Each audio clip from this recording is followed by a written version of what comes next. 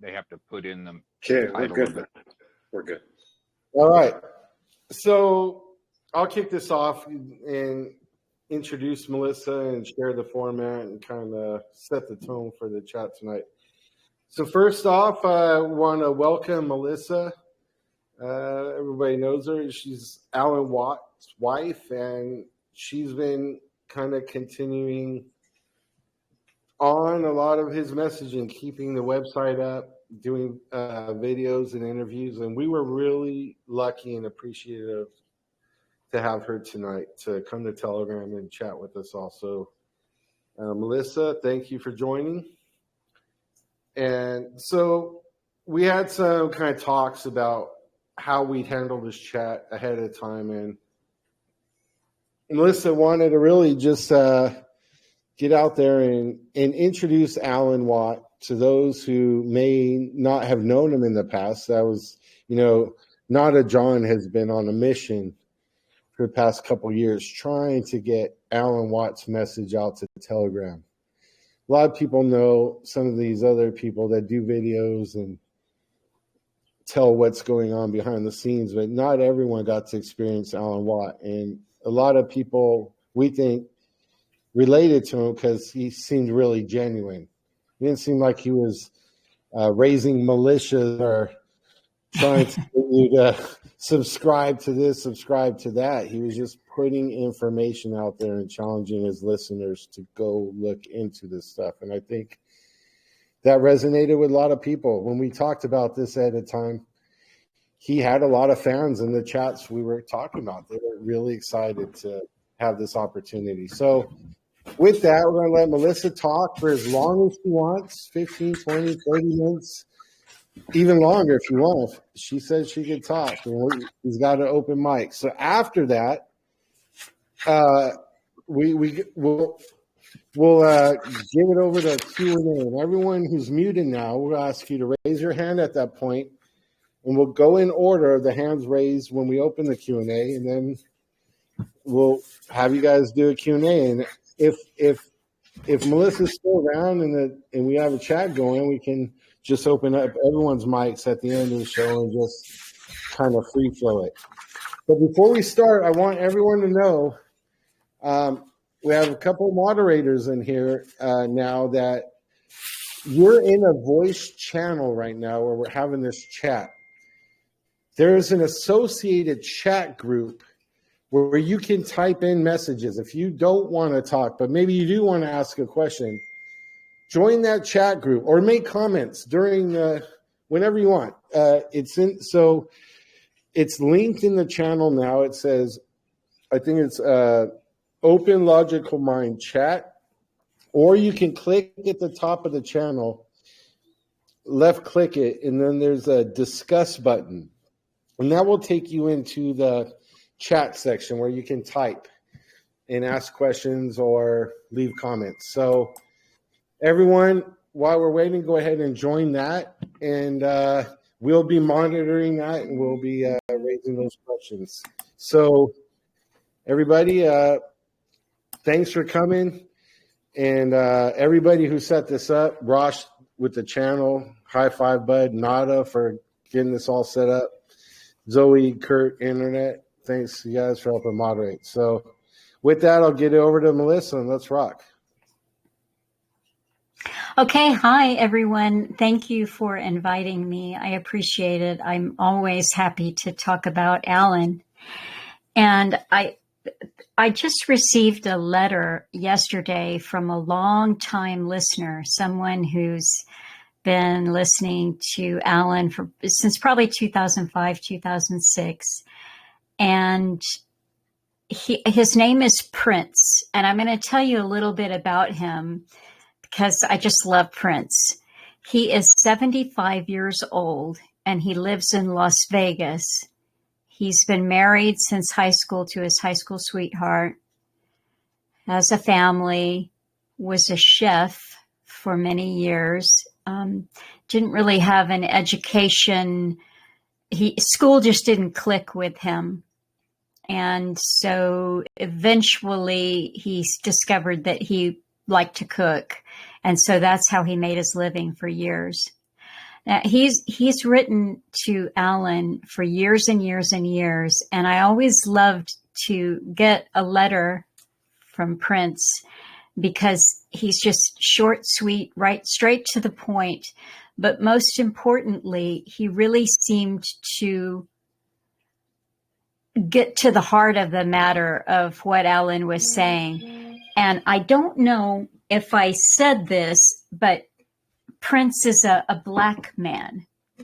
So he's a black man. He's 75 years old and he lives in Las Vegas. Do you ever feel afraid to do the things you... Sorry about that. That's the device that just got shut down.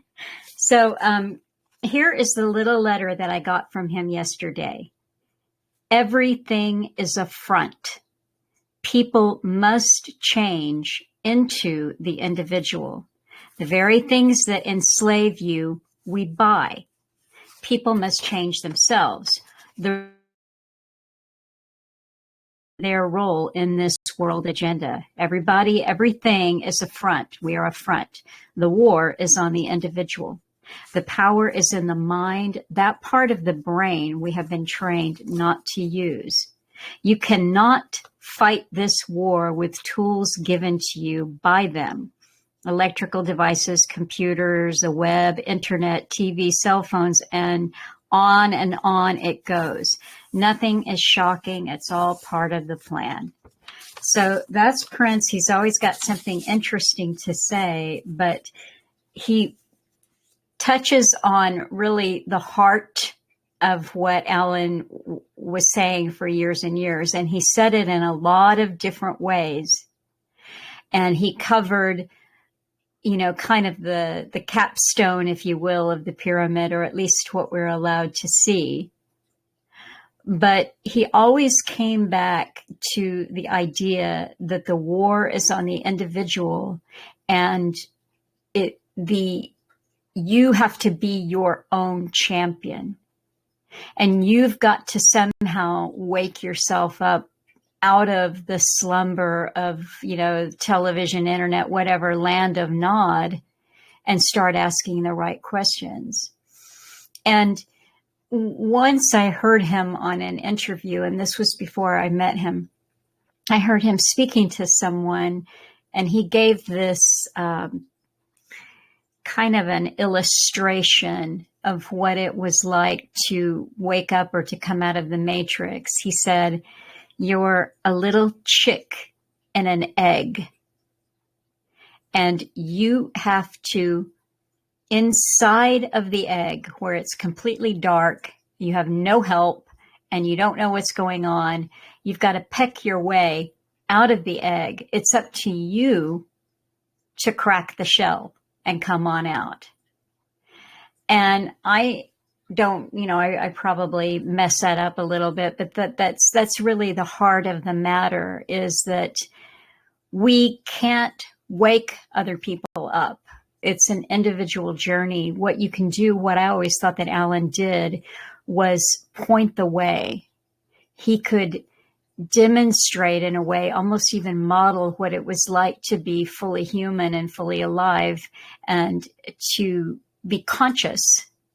He could point to the planners and perpetrators of an ancient agenda, but he couldn't, shake you by the shoulders and say, hey, wake up, because that impetus, that first desire to question things a little more deeply, that comes from an individual on a journey. And I liked the way that Prince said that in his letter. He said, people must change into the individual. And then a little bit later, he said, the war is on the individual.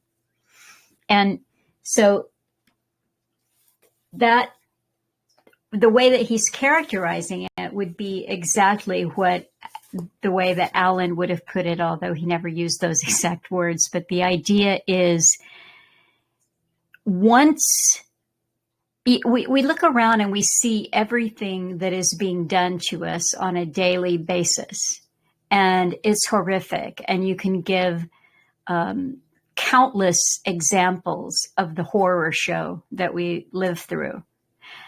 What are they doing to us today? Alan used to even say that about like that he called that was the lab rat example, where the rats are in a cage, they're being experimented on, and they wake up in the morning, they're still in their cage, and they go, what are they doing to us today? And a lot of people who start out on the journey but we're not very far along, or we're not really sure what we're supposed to be looking at yet, we spend a lot of time, maybe too much time, in the what are they doing to us today mode. And that is the lab rat. Because at a glance, it seems like some evil cabal at the top just hate us and they want to destroy all humanity. Now, there is an element of truth to that, to be sure. But the real enemy is the individual who can think things through clearly and who can identify the perpetrators and who can calmly put it across without getting hysterical. And, I could make a lot of different examples. I mean, if, for instance, would be, and when I make this example, I'm not absolving the group. But a lot of people get stuck in what I think of as a little bit of a ghetto when they go, it's the Jesuits, it's the Jews, it's the, whatever group is the bad guy. Yeah. Is there an element of truth there? Certainly there is. But we have to keep going beyond that, because it's just too easy to stay there. And once you study this long enough, you recognize, okay, well, so not everybody who's doing this is a Jesuit. Not everyone is affiliated with the Vatican. Not everyone is a Jew. Not everyone is, you take it however far back you want, because Alan had studied this agenda and just kept going back and back and back in time. And what he saw was that this, if he called it at various times, a deviant priesthood, the deviant priest class. And he had followed them back to what we think of as biblical times, but pre-Hebraic people, pre-Israel. And lo and behold, you've got this deviant priestly class who dominates and enslaves and creates a money system. And there they are. So it's just too easy to get stuck in one little level and say, this is what it is. And I say that's the long way of saying that it's the individual's decision to keep pushing past it, to keep pushing past the explanations that if we stop and think about it for a little bit, it's like, well, why is that explanation all ready-made and neatly tied in a bow and sitting there for me to discover it? Could it be that somebody put that package and that explanation out there for me to stumble upon so that I would spend the rest of my life pointing the finger at them? Them there did that.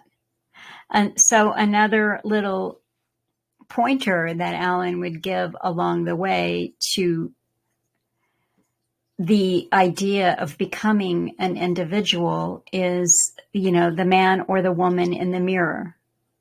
Because it's true enough, there are some common denominators that you see when you look at anything repulsive that is being done to us, or that is destroying culture. For example, a transgender agenda or abortion or, I mean, you could say, well, I see similar people, similar names, similar faces behind this, but the man or the woman in the mirror approach to facing yourself and learning who you are and what your strengths and weaknesses are and how you have compromised and been corrupted and corrupted yourself and made decisions that are exactly the kinds of decisions that they want you to make. I mean, I always say, who put a gun to your head and told you that you had to get addicted to pornography, right? You know, who put a gun to your head and said, go do drugs and waste your life that way? Or who put a gun to your head and said, well, I'm sorry, Lassie, but your only choice is abortion, right? So in other words, these things are evil and they are destructive to cultures, people, families, individuals, but nobody most of the time forces you to make the decisions that you make. So that was a big one with Alan was, you know, as long as you're blaming other people, as long as the bulk of your time and energy is spent in the blame game, then you are missing the opportunity to hold yourself accountable. And that's a process.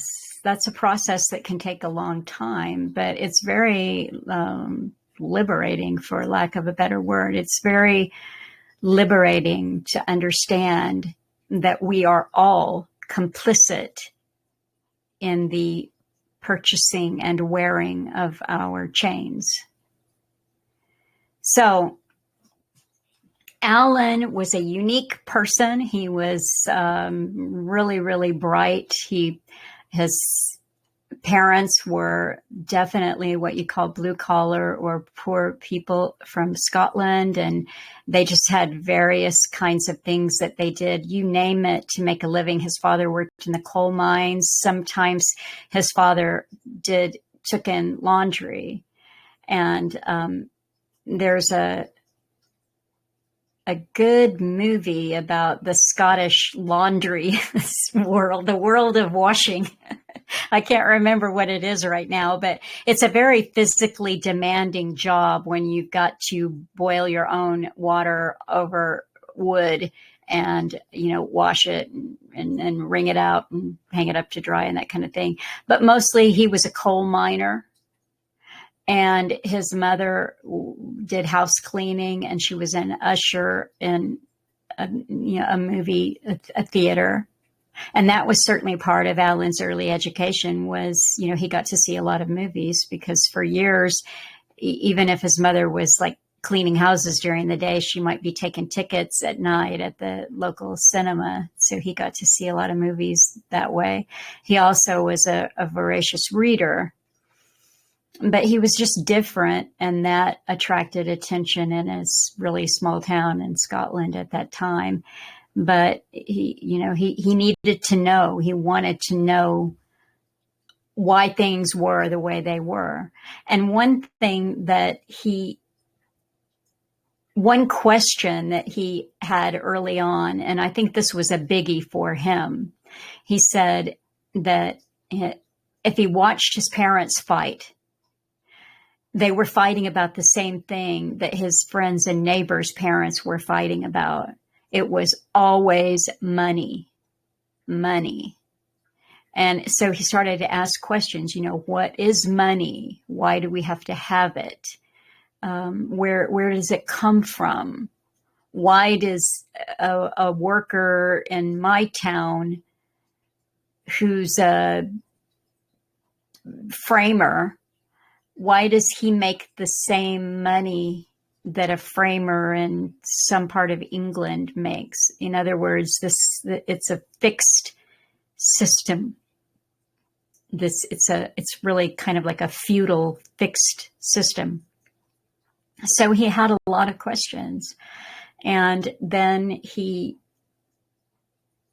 was bright. He finished high school quite young. He was doing university coursework by the time he was 16.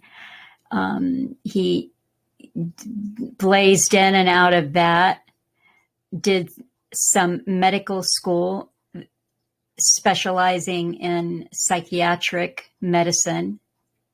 By the time he was done with that, simultaneously he had taught himself to play the guitar, and he started singing out. He really liked traditional, I don't know that it's folk music necessarily, but Scottish traditional music and Celtic music, that, some Irish stuff in there, but that traditional music. And he developed a repertoire, and he was, kind of making extra money and also just enjoying himself by singing and playing out at pubs.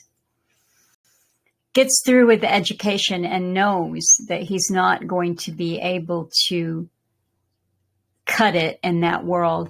I'd say he was a natural born whistleblower, because by the time he'd already blown the whistle on some abuses that he saw in the psych wards where he was doing his training. And of course, nobody likes that. The senior doctors do not like it when you go before the board and say, they're over medicating people and, blah, blah, blah. That was one example of a whistle that he blew. And then he was playing and performing music. Well, so he gets out of school, he became a psych ward nurse. And just kind of thinking that was like, okay, I can't stomach the being a doctor, but he was already really out the door. In other words, by the time he was educated and had worked a little bit, that was over for him. That was just like, no. And he had been traveling in some of the Scandinavian countries performing on his breaks and that kind of thing. So by the time he was 25 or 26, he was completely done with the medical world and was making his living as a musician.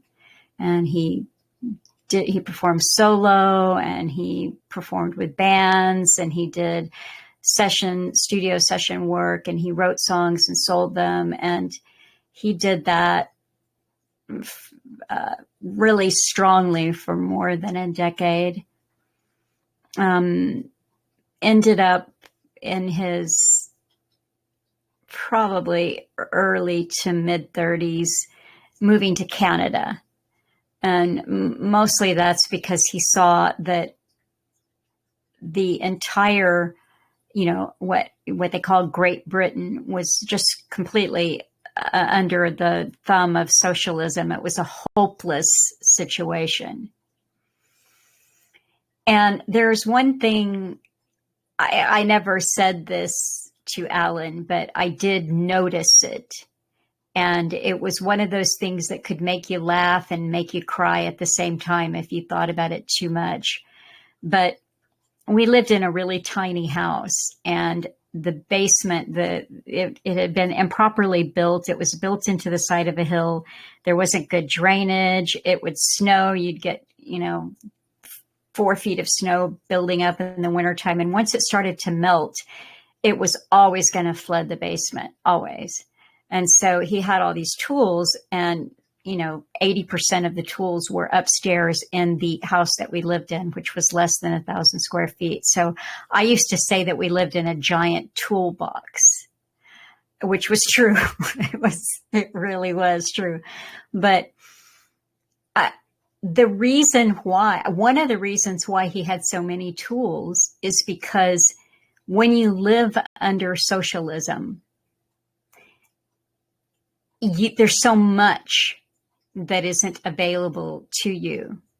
They don't have a credit system in Great Britain that, until well into the 80s. By this point, he's already in Canada. So he described just the amazement that he had in going to like an auto parts place in Canada or in the US if you travel down here, and just the amazement of seeing all these tools that you could choose from, and not just, 18 different screwdrivers or hammers or drills or, whatever, but 18 different manufacturers with 40 different collections of drill bits, so that always, to me, that was really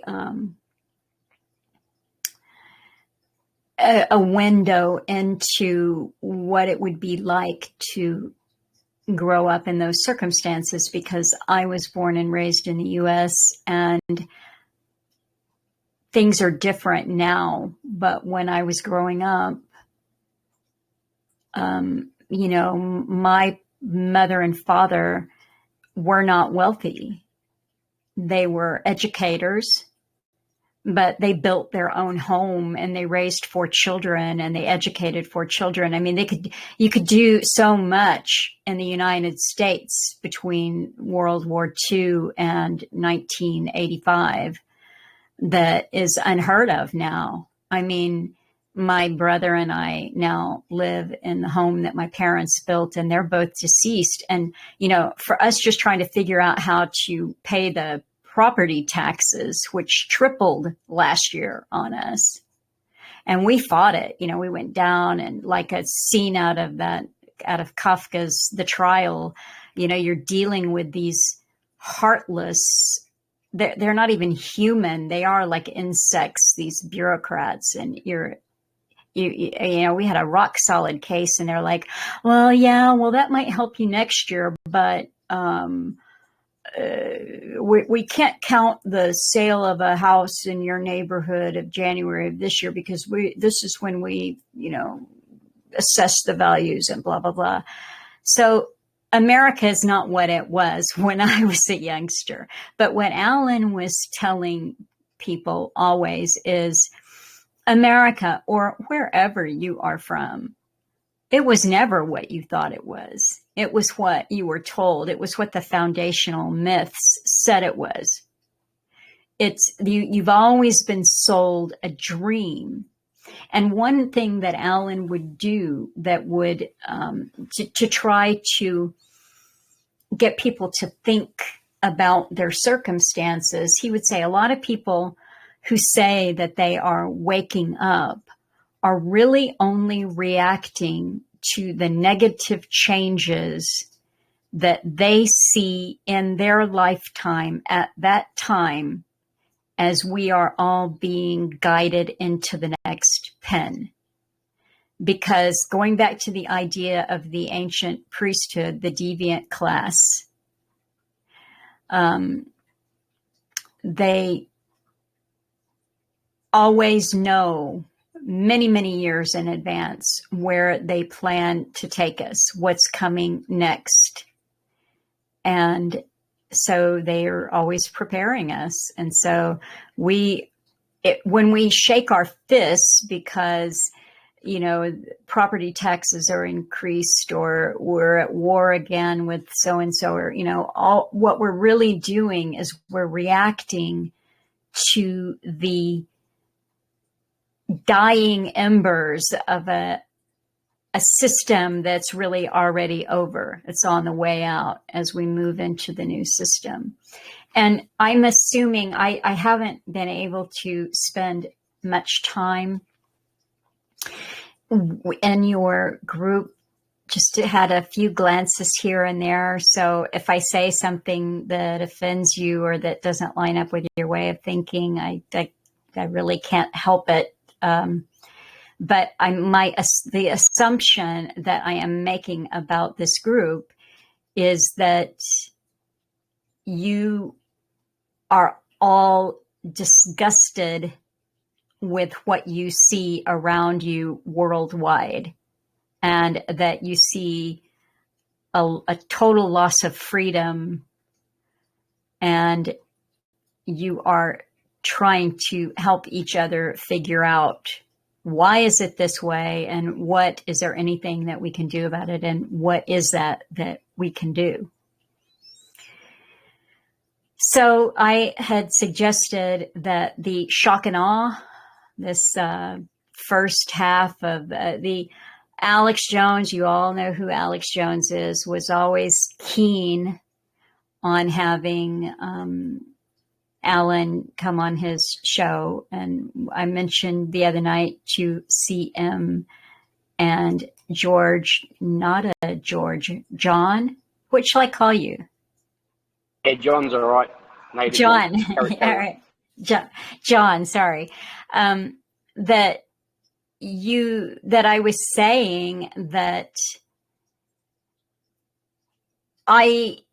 when you see, I don't know the median age of this group or what kinds of forays that you've done in the so-called, what used to be Patriot, the so-called alternative or alt media or whatever they want to call it now. But it's kind of, in a way, it's the more things change, the more it stays the same. Alan really liked to point out as a warning to people that, particularly in the U.S., but this at this stage in the game, when you've got Five Eyes, you know that the Mossad and your Five Eyes and the CIA, we're looking at one big intelligence agency at the top. So they like to keep things under their control, but it's documented. It has been admitted and documented from non-conspiracy sites that the CIA had basically created what we call the Patriot movement. And if you think that they let go of anything they ever create, well, they don't. This is the world of the alternative is proceed with caution, because, you know, even smaller groups can have infiltrators, but the larger so-called movements, if they were not created by an intelligence agency, they're probably going to somehow get picked up and used by one. And that's just the way it is. So again, don't know your median age, but when Alan first started talking way back in the late 90s, but when he really came out in force around 2005, 2006, what you had was what they called Patriot Radio, or the world of the so-called Patriot in the US. And then you didn't have much of anything else going on in the rest of the world. Certainly nothing that got any kind of international attention. I'm sure in each country you'd have groups of people that might be communicating, but also going back to the late 90s and the early 2000s, I mean, believe it or not, most of what was going on was happening on shortwave radio, because the internet in the late 90s was in its very earliest days. And even as it took off in the, you know, the tail end of the 90s and into the 2000s, shortwave radio was still where a lot of your alternate voices could be found. And then, you know, the internet took over. But what Alan saw very, very clearly was that what you had going on was navel gazing. It was, you know, Ross Perot and the big giant sucking sound that's going to take your manufacturing out of the US and over to China. Well, you know, hello, that was going to happen for the entire world, because it was amalgamation of trading blocks around the world, and a unification of Europe, a unification of the Americas. And I don't think that things moved in a formal way with the unification of the Americas as Alan thought that they would be. Like, it would be announced that North America trade, you know, that North America was basically organized like the EU. Now they don't call it NAFTA, they call it USMCA, but it's the same thing. And if you look at the different interlocking treaties. In other words, the treaties that are within the overarching treaty, many of these things are already in effect and have been in effect for a long, long time.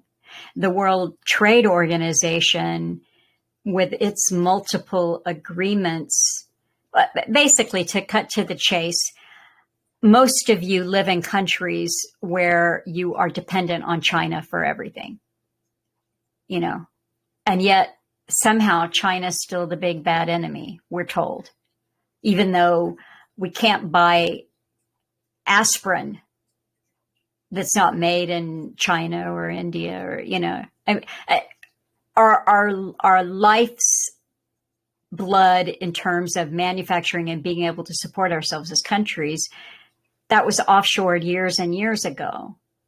And so what you had when Alan started talking was all of the people, many of them who are still on the go, including Alex Jones. It's always shaking your fist at the Joe Biden, because that's where we are right now, right? Okay, so we just got to get Trump back in there, or whatever the political solution is. But the left-right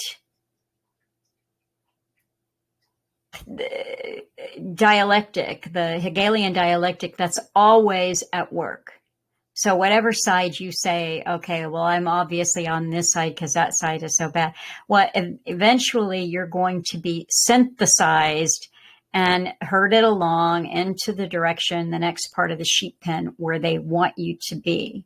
So when Alan started talking, what he was saying was like another language, because he was saying there's not a political solution. Your political leaders have, you know, they're part of a system.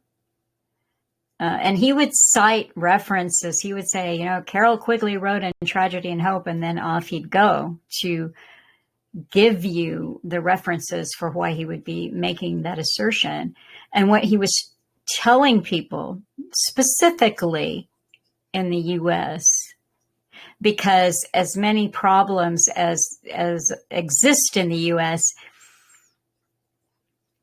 Alan believed that it was still possible at that time that he started talking, that if there was going to be a possibility of standing up to this system, that it might come from Americans who remembered what freedom was. They knew what it was. You know, he said in Europe, that's just gone. And he knew from growing up in the UK that it was just gone, that people were just pummeled down by the inhumane elements of a socialist system, that, you know, it seemed hopeless, because if you're hundreds and hundreds of years, you know, your father was a coal miner and his father was a coal miner, and before that they were, you know, shoveling horse manure, and, you know, then it becomes part of your DNA that you're a serf and you'll always be a serf. Whereas the foundational mythology that was given to Americans said, you know, you've got rights. And I know as an American, you know, my knee-jerk reaction is, you can't do that. You know, we won't stand for that. And that's just kind of an American mentality. But I'm older and I see what is going on in this country. So I don't think that there's very much of that freedom DNA left in Americans, because they've had decades of this hideous, what we call woke, but this you know, God forbid you get an education, but you need to know that if you're 5-year-old boy, that you may not be a boy, you might be a girl. You know, that's what school is. It's social engineering, totally, totally. And for people who are being messed with at the age of 4 and 5, so you know that they're obsessed with their genitalia, and then in the other ear they're being told that, you know, those bad adults have destroyed the earth, and you know, so you're going to have to drive an electric vehicle. You know, in other words, school is nothing but nonstop indoctrination. Total indoctrination. And so it's bleak, but that doesn't mean that we oughtn't still be standing up for truth and what is right, and, you know, saying to each of us ourselves that we do not accept this. And one of the things that Alan was saying in that piece that he did. So anyway, back in 2009, Alex Jones sent a crew up to Canada, and they put Alan up in a little bed and breakfast. Melissa, yeah, can I get in here real quick? Sure. We'll get right back to the shock and awe interview. It's perfect time. And don't feel like I'm rushing you. We've had a lot of people join in after we kicked it off and didn't hear the format. So I just want to remind everybody that when Melissa's done, we will be doing a Q&A. We want everyone to raise their hand if they want to ask questions. But for those of you that missed that part earlier, I just wanted to update them so they stick around and don't leave early. That's all. Okay. Well, listen, why don't you start the Q&A, because I warned you I can talk without ceasing. So I can just stop talking and then you can ask questions. Yeah, that wasn't my intent, but okay. So let's do this. Because the reason I jumped in there is you were talking about the shock and awe, and that was kind of so for those of you that didn't catch this earlier in the invite, when Melissa talked to us, she thought it would be a good introductory to Alan Watt for those who hadn't really experienced Alan Watt or maybe needed to get refreshed on his message. So she sent this video that was included in the invite you guys received. At the bottom, John put a finger to it. It's called Shock and Awe. And what this video is just like Melissa's getting into, InfoWars, Alex Jones reached out to Alan Watt and they did an interview.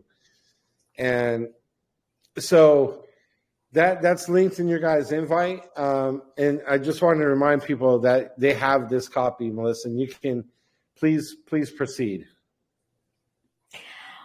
Well, what I listened to that again, and I probably listened to it because I actually posted it earlier this year as a Redux because I had some company coming in and I couldn't do my usual video. So I thought, well, that's already a video. So I posted both parts while I was preoccupied. So I had listened to it, but I listened to that part of it again this evening before I joined you. And one of the things that struck me about what he was saying in that talk is he was talking about how crises are used to distract you. And he was even talking about like an individual who might want to learn, might be curious, might want to investigate, but is kept so busy and distracted. And it could be fun things like a sporting event or a movie. You know, it's not necessarily all bad, but most of the time they keep us engaged with crises. And it's interesting because he gave like financial crashes, and then he said these things make you feel small and powerless because what can you do about a financial crash? What can you do about a pandemic? And he listed a couple of other examples, but I thought, you see, that is what we have lived through in the last 4 years. By and large, most of the world's population immediately, because of predictive programming and, fear tactics. It's in a movie when a pandemic comes to town, well, that's your town done for. So most people just snapped to and did exactly what was asked of them to do, or demanded of them to do is a better way of putting it. And that when you're in crisis mode, you can't think clearly. And Alan said in that talk, well, most people like to think that they can handle, like if something bad happens, they think, well, I can handle this. I'm strong, I'm brave, whatever. But when they hammer you, and this is technique, all you're looking at, you're never, ever looking at natural things, events just unfolding, the accidental view of history. I don't want to sound paranoid or conspiratorial, but you are always looking at a plan unfolding.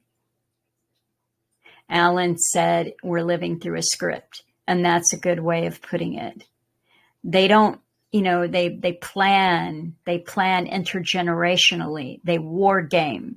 And that's why it's a good caution to not just jump in line behind the first person who says, I'm for you, follow me, I'll fix this, I'm your hero. You really have to be careful, because another thing that Alan would like to say is your heroes are always supplied to you. And this isn't just at the top or the biggest names in the alternative media or your politicians or the person who claims to be for your free speech. This is across the board down through all of the levels of, I like to sometimes call it the control grid.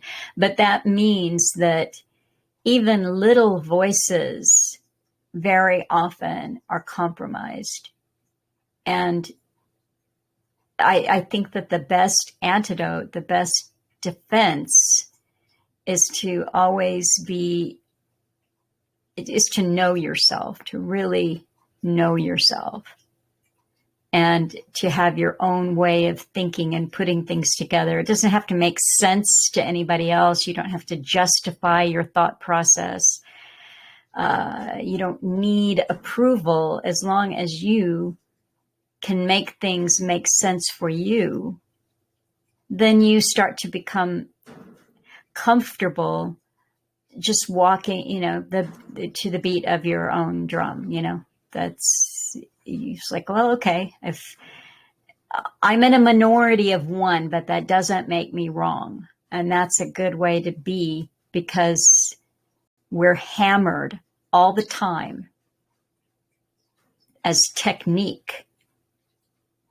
So, and what's going on right now, from the moment that they kind of eased off the whole COVID opera, then, oh dear, we all have to think about Ukraine and wave Ukrainian flags. And, this is the most, then we're off to the Ukraine opera.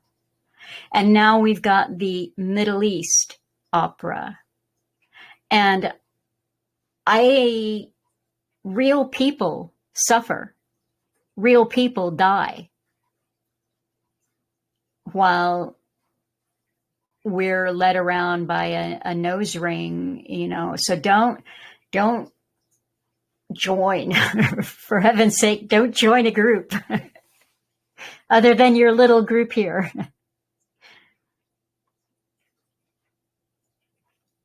So, rituals to join groups are likely a bad sign? Is that what you're saying? Yes, I mean, because everybody gets used. Everybody gets used. And that's just a fact. That is a fact. And wherever you, especially if you're emotionally charged up on something, if you just sit back and, and that's not to say that you can't, that you have to do nothing. I mean, speaking or interacting with one another is something. But the moment that you feel the need to pick up a placard and go down and say, Russia bad, or Zelensky good, or whatever, that is the moment that you have put the sign on your head that says, use me.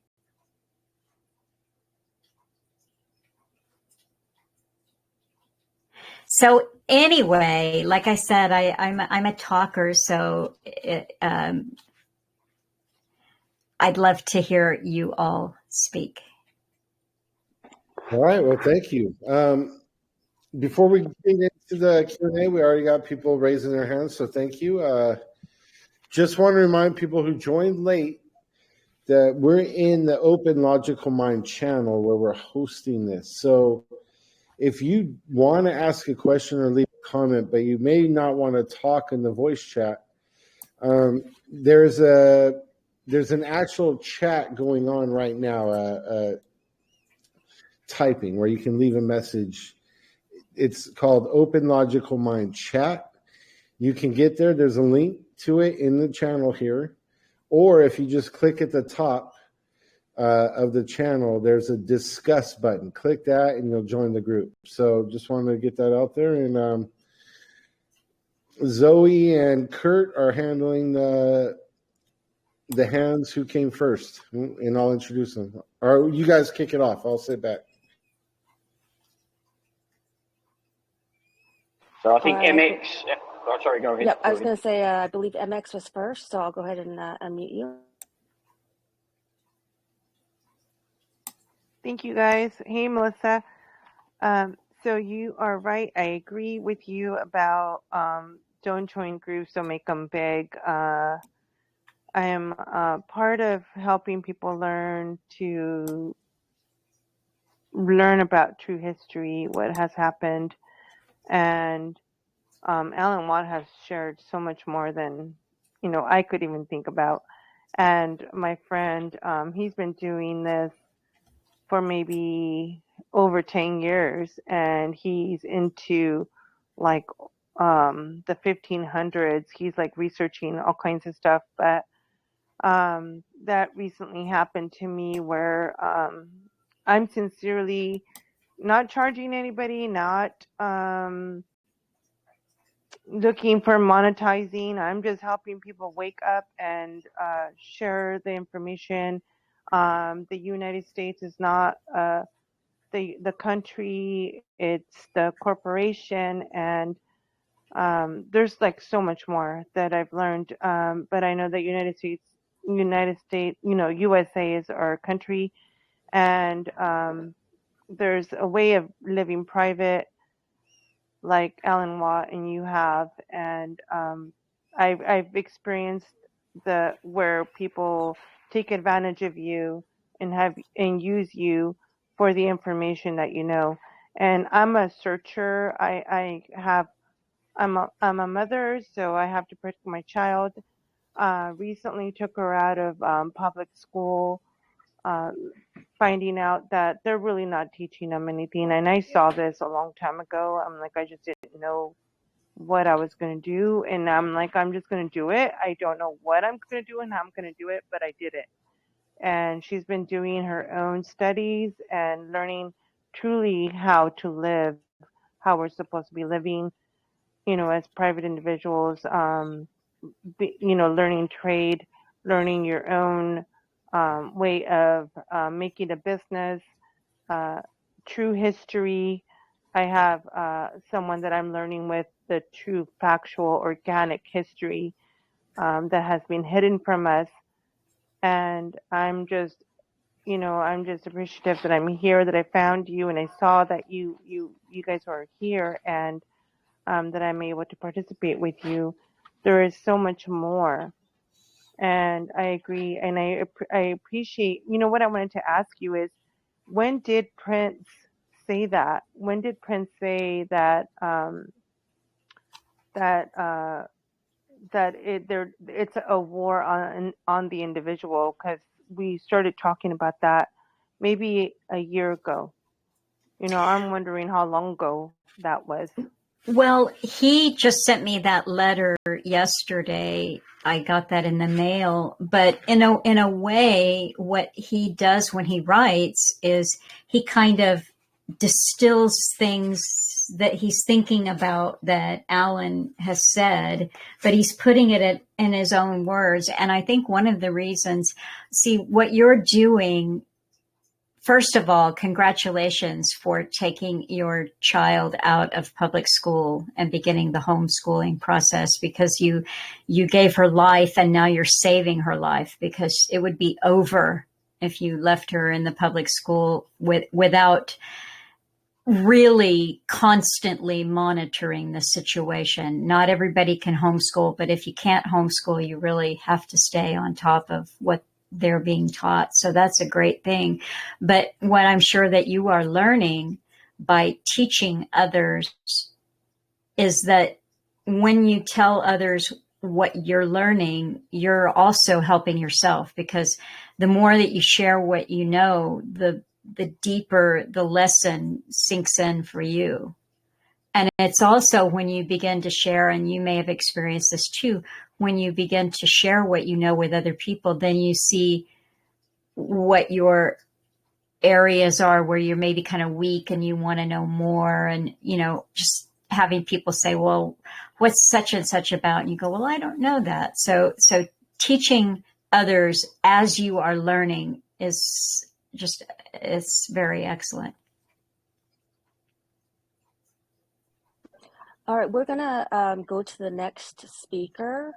I do want to remind folks there's a lot of people on here, and we want to be able to take everyone's questions. So if you could just limit your question to 2 to 3 minutes, that would be appreciative.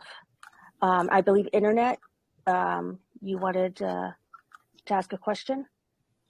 Yeah, I also just wanted to pipe in quick and respond to. Hi, Melissa. This is Internet. Hi. How are you? I'm good. How are you? Good. I roll with CM and Nada most nights. We've been kind of circling the wagons on so much that you have talked about just tonight, and obviously a lot of stuff that Alan has covered in his life. And you mentioned, you're trying to get a feel for the crowd. So I'm going to be a little daring and just say to you, it's not like you're preaching to the choir. We all have a bunch of different views, but I think you've reached a group of people that by and large is studying hidden history. They're either never believed in Q or they're post Q. You're around people who are starting to see the fingers and how deep the rabbit hole goes on a collective level. We are, like I said, a bunch of individuals just trying to put it together. And then on the personal note, it's like Alan having tools all over his life, something I could relate with. The style of his awakening and what you do about it when you realize that every time you put something in, the fingers wrap around you as the free mind, the open thinker, and that every time you buy in, the system is designed to essentially identify you, wrap you, put you in a box somewhere. And so how you maintain your spiritual freedom all the way down to your physical is just an ongoing question. So to wrap it up and to kind of hopefully lead you, as we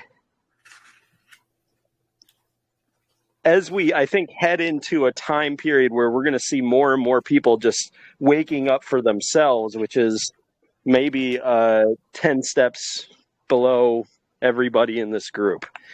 How do you sort of tackle the issue of when people wake up to something new, they tend to want to activate, and that's not a bad intention. But is the only thing you found and Alan found to keep driving it home, to keep driving it inward, to make it a personal mission as opposed to something that is organized, more publicly based? How do you tackle that as you interface with the legacy of people who held the torch, like your husband and others that came before him? Well, I understand, because I was different than Alan. I wasn't always questioning the status quo or the history that was given to us. And so for me, coming into some of this information, especially, I had started to explore a little bit, but what I have said that when I first heard Alan talking, it was like an explosion went off in my head. And I think for a lot of people, what we do is we want to run around going, did you know? And did you, and like shouting it from the rooftops, you want to share. And it's, in other words, it can be an event when you come into this. And I think a lot of people during COVID experienced that event in one way or another. And so the very first thing that you want to do is shout it from the rooftop. You've been lied to. This isn't the way that it is. But if you can kind of overcome that, I don't want to say dampen your enthusiasm, but if you can take a few beats and say, okay, first of all, if you do that, people might think you're crazy. And that's not all bad. But you want to be able to have them in a receptive state of mind. So it's just one-on-one is always great, or small groups are great too, because then you can really listen to what someone is saying, and you can listen to find out where their headspace is and what kind of questions are they asking, what are their concerns.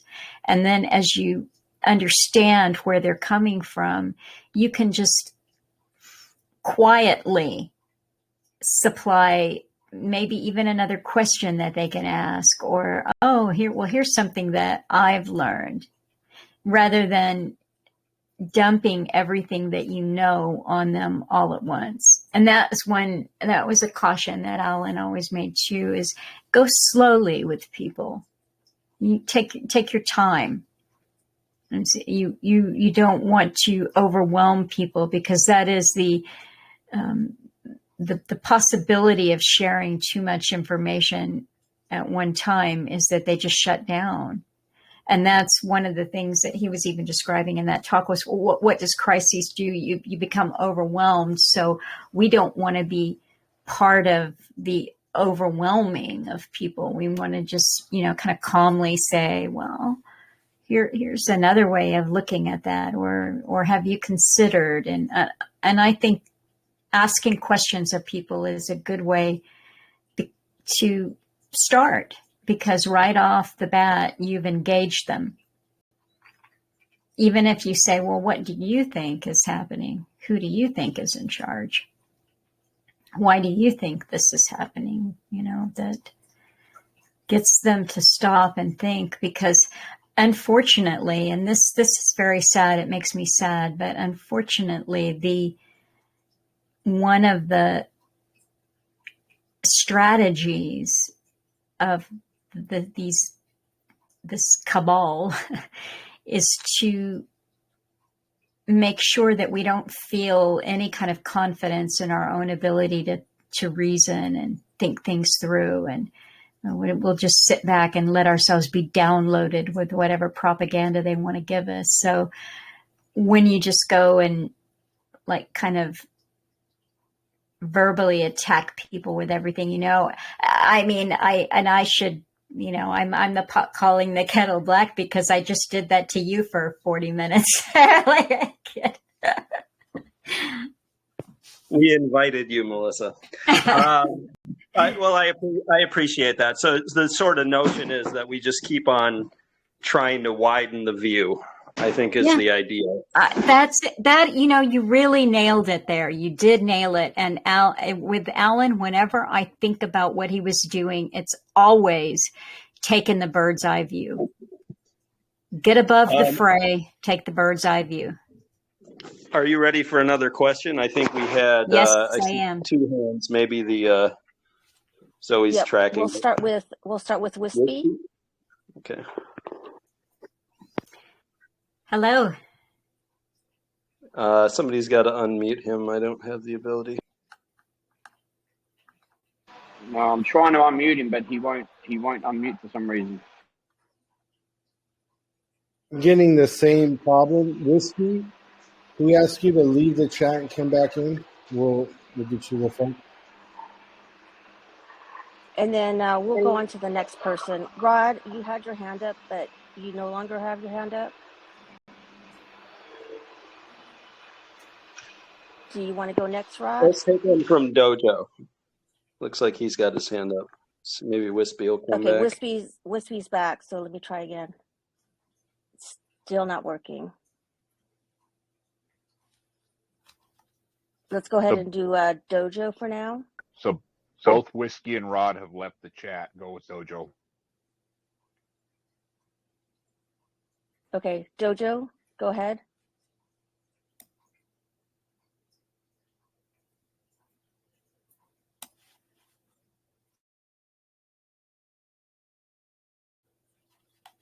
So, Wispy, it says you can speak. So just try and speak, mate.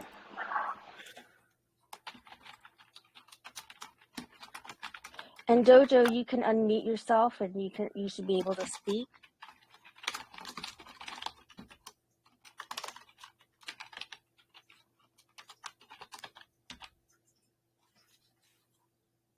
So I'm just going to ask a quick question, then lighten the room up a bit.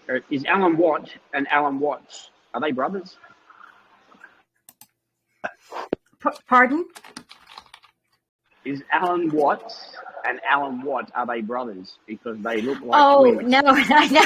It's weird. No, Alan Watts was English and Alan Watt was Scottish. And I'm not sure when Alan Watts, the philosopher, he was kind of a New Age Zen Buddhist philosophy guy, and he died in 1973. And they never met each other, and they were not brothers. Okay, so somebody said that somebody typed a question. Yeah, so Dojo and Rod have been unmuted, but we haven't heard them go ahead and unmute themselves and ask. So if they're having technical issues, I could read that question on behalf for Dojo. Okay, so, all right. Let me pull it up here. All right, I'm assuming this is to you, Melissa. Could you talk more on money, its roots and origin, and how we should view it, whether it's a good thing or a bad thing, and how we can go beyond it? Because I think this is an important topic that we desperately need a paradigm shift on. Oh, boy, I wish I would have known that question coming into the talk, because I could have looked up some really great things. I'm kind of flipping through, so if you hear this, in Alan's book, his Cutting Through books about money. But I put up a redux. I call the talks that I post every Sunday. Sometimes I talk in front of them and sometimes I don't, but I call them redux, which is Latin for brought back or returned. And I put up a Redux Sunday that someone suggested to me, and the person suggested it and said, well, this is really wild. I've never heard Alan so impatient with a host, but the two of them were really they were talking over each other's heads and, interrupting each other, that kind of thing.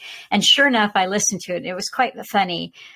Because they just weren't seeing eye to eye. They weren't connecting. But what was fascinating to me was listening to Alan make his points despite a less than hospitable host and situation. And at one point, this fellow was talking about the founding fathers of the U.S. and how we needed to return to them. And Alan said, you can't deify people.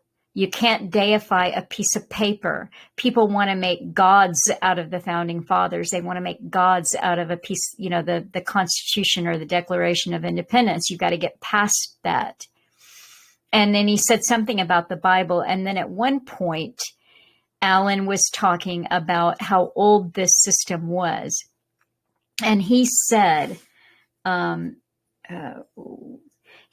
see, money,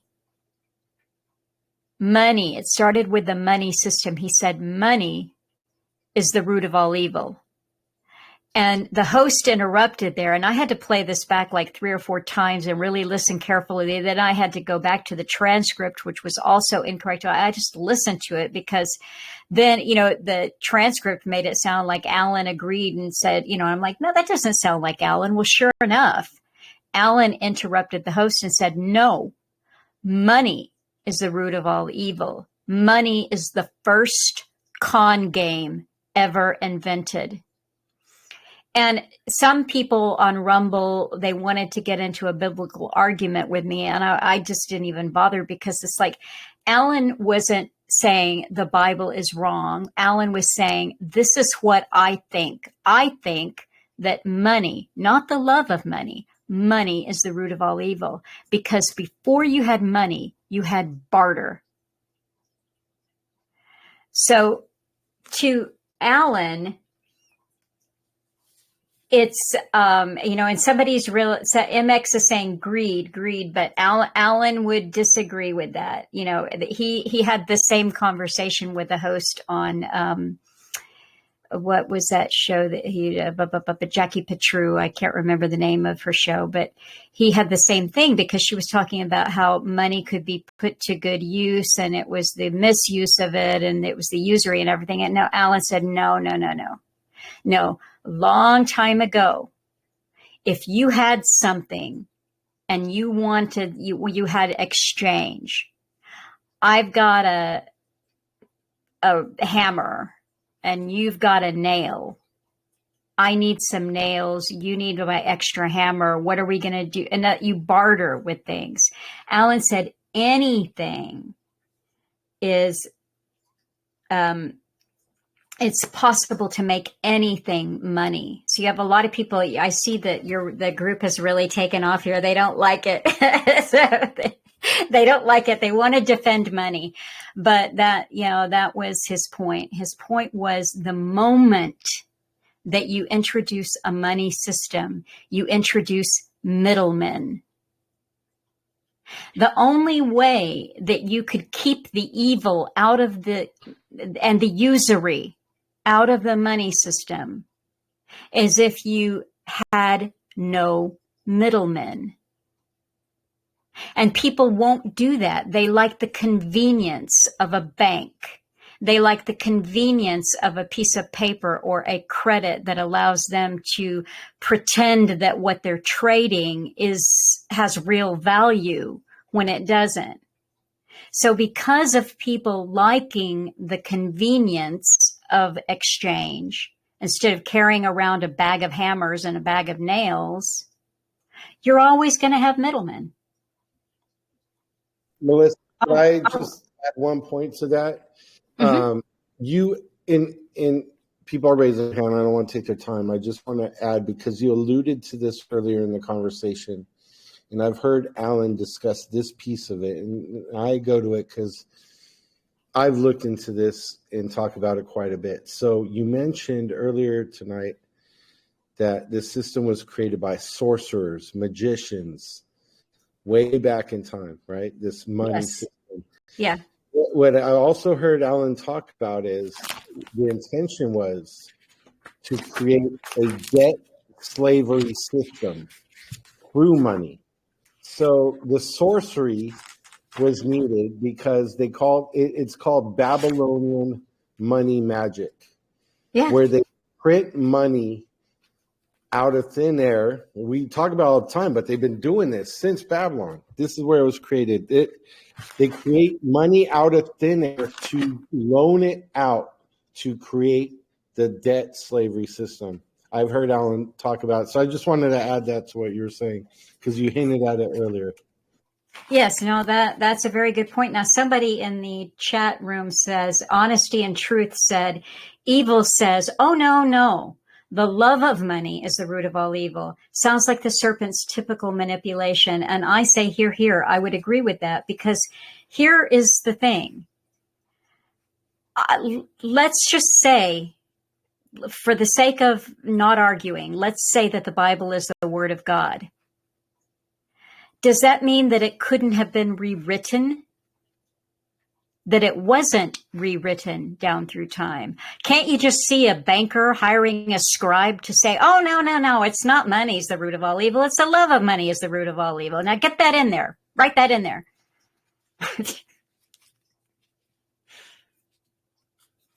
Seriously, once you've got the middleman, they determine the value of whatever the medium of exchange is. They are going to control it.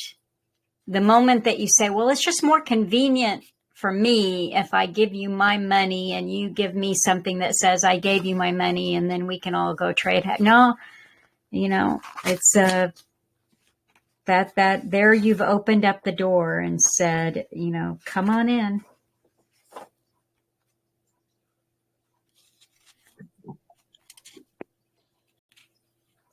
Okay, I keep trying to unmute Wispy, and it doesn't seem to be working.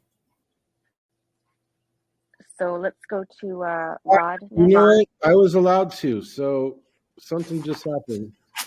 Wispy, I'm pressing allow you to speak, and then it goes back to raising your hand. So could we ask you, Wispy, to leave the chat and come back in? Or type his question. Yeah, or type and I can read it on your behalf. Thank you. So I jumped out of the chat and back in. Whiskey is not in the chat. That's a ghost. Ah. Okay, let's go to Rod next. Go ahead, Rod. Hey, Melissa. Hey, team. Hi, Rod. Hope y'all are having a good night. Loving the chat and thank you for doing this and opening some eyes, some new people. Really and truly, I'll be honest with you. I didn't know that your husband was amazing. Before Nada John started talking about him, and I joined, Telegram 3 years ago when it did. But like you're speaking of money. To me, money is nothing but a tool. Like you're talking in regards to, carrying a bag of hammers or nails. It's money is a tool, and that's how I look at it. And it's a trade-off. And that's how we need to use it. But people are just so greedy. People they'll, stab their own mom for money. Then I heard you listen. I heard you say something in regard on Alan, and I want to get your thoughts on politics. If I'm not mistaken, I think I heard you say something as far as politics or it's a game, and to me that's how I feel, and I just want to see if I'm kind of on the same playing field. To me, this voting for these presidents, they're casting kind of spells on us. you're voting for them. It's just a ritual, and none of them really do what we need to be done. I mean, what are your thoughts on voting for presidents and thinking that, you know, this certain man is going to make everything better for me in this country? Well, there's a couple of things. First of all, before I answer your couple of questions there, I love your accent. I'd love to guess where. I love accents. I'd almost guess where you were, but I wouldn't want to get it wrong. So, where are you from? Oh, I'm a Georgia boy. Oh, I was going to say Tennessee, but all right. I wasn't really close. The first thing that you're talking about is money as a tool. And you didn't so much have a question, but you were talking about people being greedy and they'd stab their mother or their grandmother. See, one thing that Alan would say, not just about money, but about the system as a whole, is that I said deviant priesthood, but you could also say we're run by psychopaths. And so there's something about the system that they have given us that, because it is dog eat dog, winners and losers, and the winners, the people that have more money, are often looked up to, you know, that we kind of worship people, unfortunately, that have more money than we do, instead of holding them accountable. So you're talking about psychopathy at high levels. And yes, could money be a tool? It could be a tool, but you'd have to weed out the psychopaths. That means you can't have an international banking elite. Can't have them, got to go. So whatever medium of exchange that you have, it would have to be totally controlled by average people like you and like me. Can't have middlemen. So there's all these things, because otherwise what you have is psychopathy trickling down to us here at the bottom. And sometimes it's not even greed. It's just desperation. It's impoverishment. You're desperate to keep a roof over your head. You're desperate to eat. And so you do these things that, you know, are awful, and you do them to your fellow man. And that is what can happen with money. Now you're talking about politics.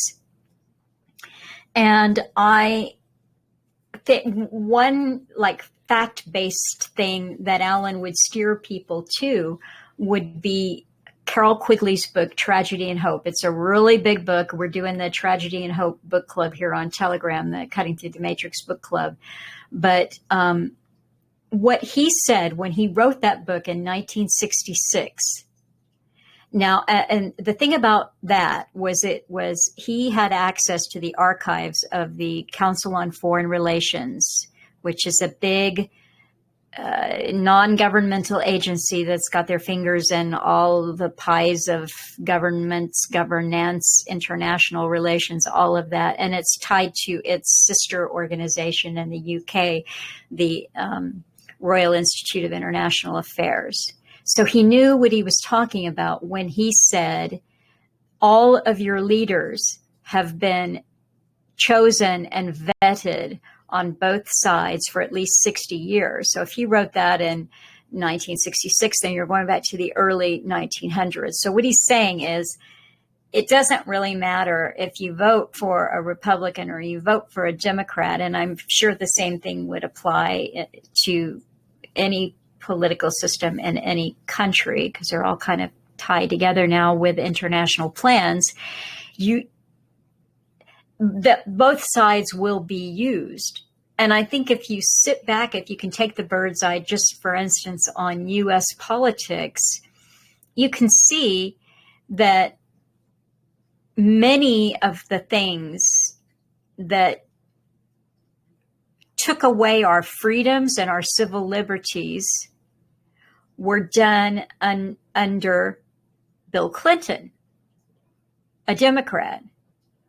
But George W. Bush took it further. under the, war on terrorism.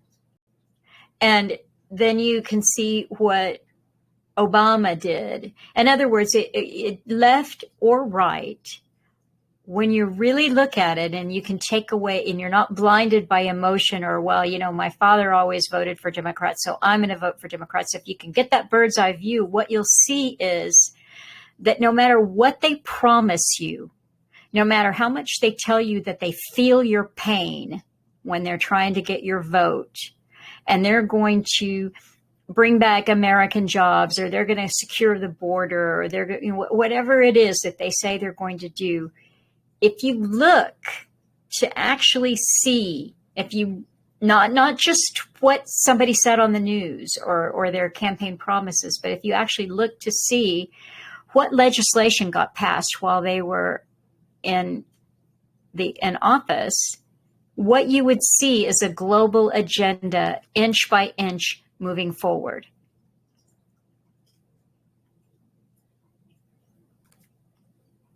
And Thomas Jefferson described that as tyranny. He said, when you see the same agenda, regardless of who's in the House, who's in the Senate, who's in Congress, moving forward, know that you're under tyranny. And I think I've seen that my whole lifetime. I've seen less freedom, always the encroachment on freedom. Never more freedoms, never more liberty, never.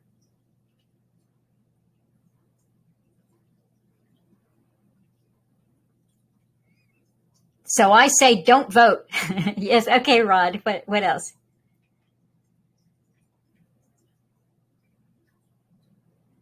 Could I just get you to expand on that very last part? Why not voting, or maybe using the word consent is important? Maybe even we could get into the root of what we're under, that we're under a corporation, not a trust or a sovereign country.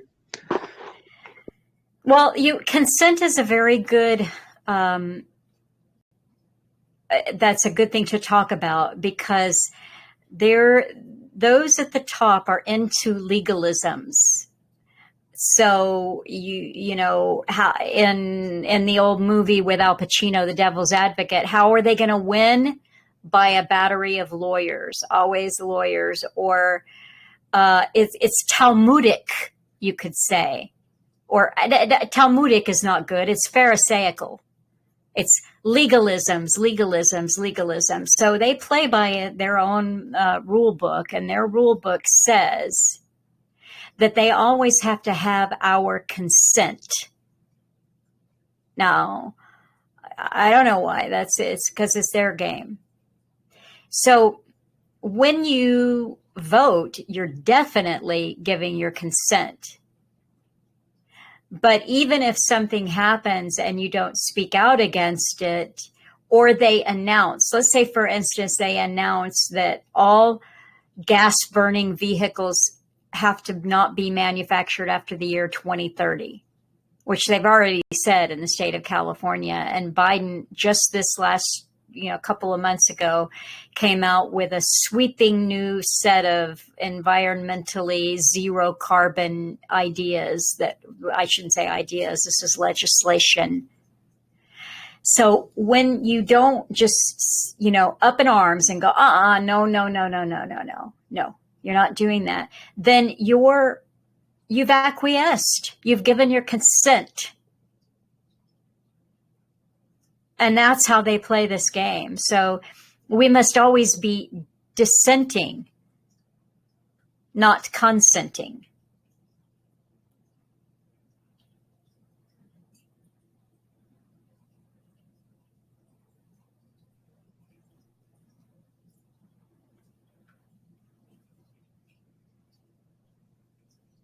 Zoe, you there? Right on. Thank you, Melissa and Internet. You want to get over to Roland? Yep, Roland. Let me go ahead and unmute you. Okay, go ahead.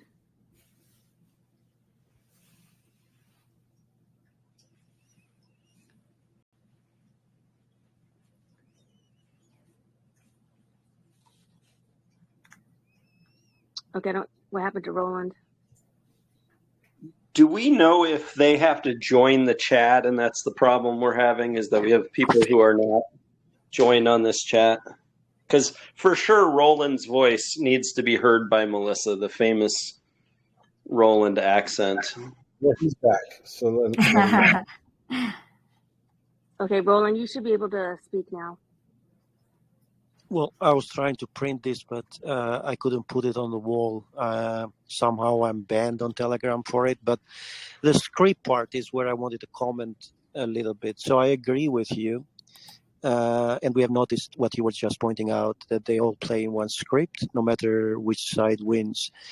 So this is the question. Is the script final? If not, what can affect it? And in the same question, answered the question differently, kind of asked differently. Are we watching a movie?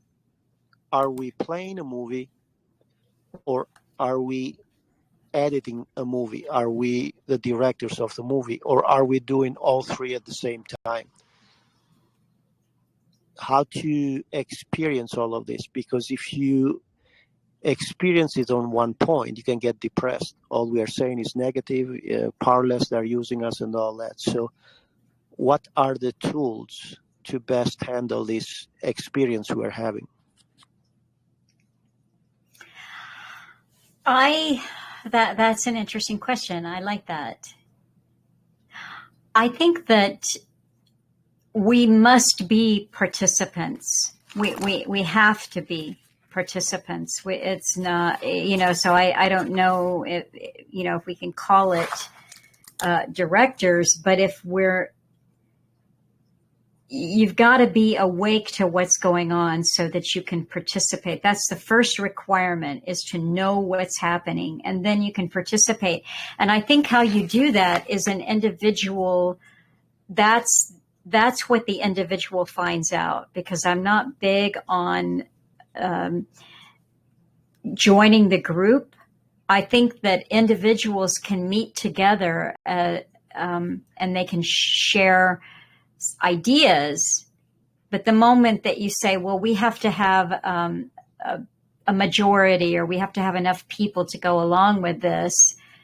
Another thing that I just heard Alan say in a talk I was re-listening to is that the more that you know and the more that you understand, the less depressing that it is. If you know just a little bit, then you feel helpless. But the more that you know, the more you understand, they really are afraid of individuals, you see? Ultimately, this is spiritual warfare. And someone who comes far enough along in the process to understand that this is spiritual warfare, then you have just expanded your arsenal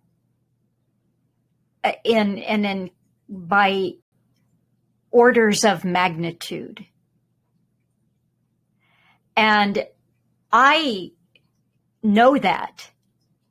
So I don't live in fear, and I also don't feel hopeless. But that's a journey, and then unfortunately, it's like peeling the layers of an onion. You're going to cry. There may be periods that you go through feeling depressed and hopeless, but if you can hold on to knowing that it's a high stakes, the highest stakes spiritual warfare. But once you really wrap your head around what's at stake and who you are, created,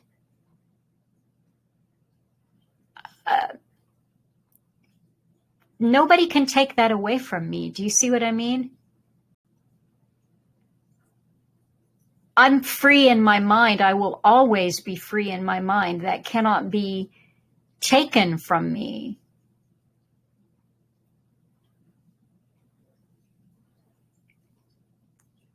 And and knowing that, means that I can even laugh. I don't have to always be crying about how bad it is. I can have a sense of humor because,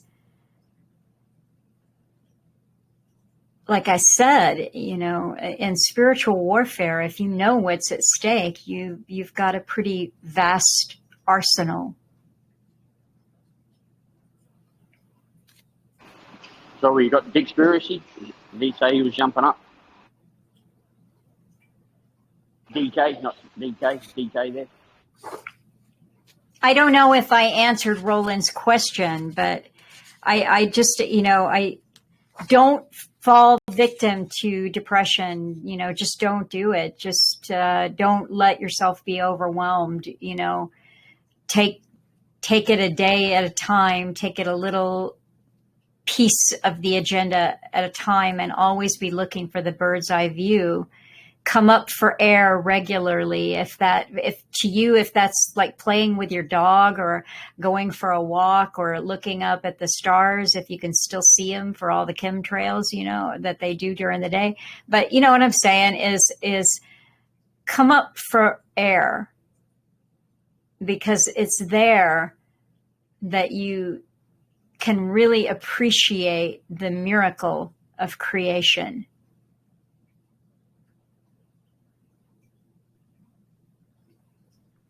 Right on. Good center. Melissa, unfortunately, I'm abusing my privileges but we did take some canned questions for you. So one of the guys asked earlier, during Alan's career and your career, were there any times where you guys felt the messaging was being heard? You're riding a high, like you really felt people were really hearing your message. It was really getting out there. You felt a good amount of steam.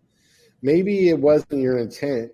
You weren't trying to monetize on it, but you definitely had to notice the up and downs. And were there any low times that stick out for you guys? Love to hear those. Well, I think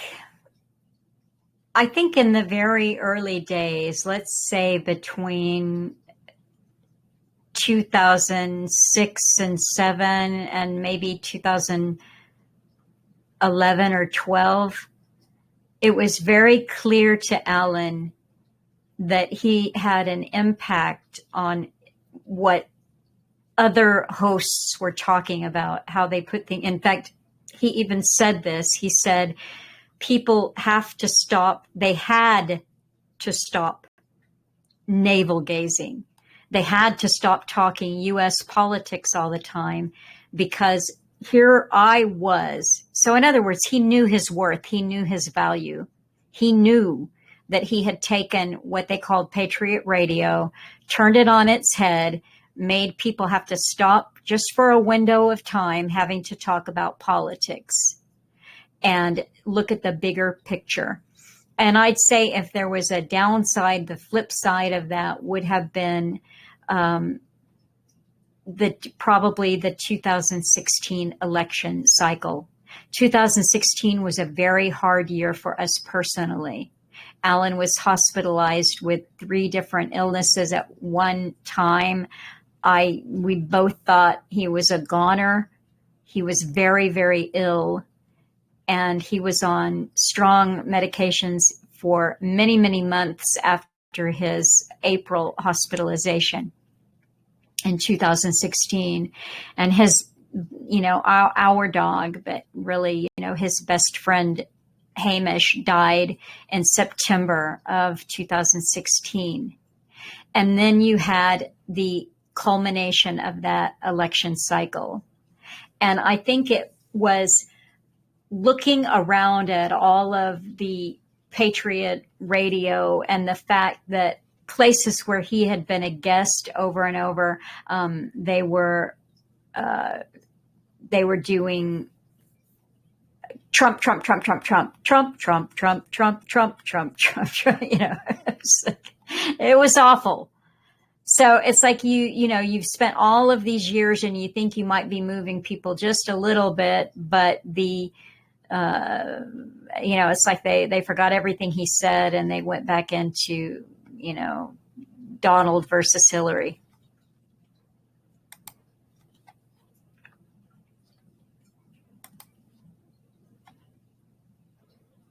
Hold on, thank you.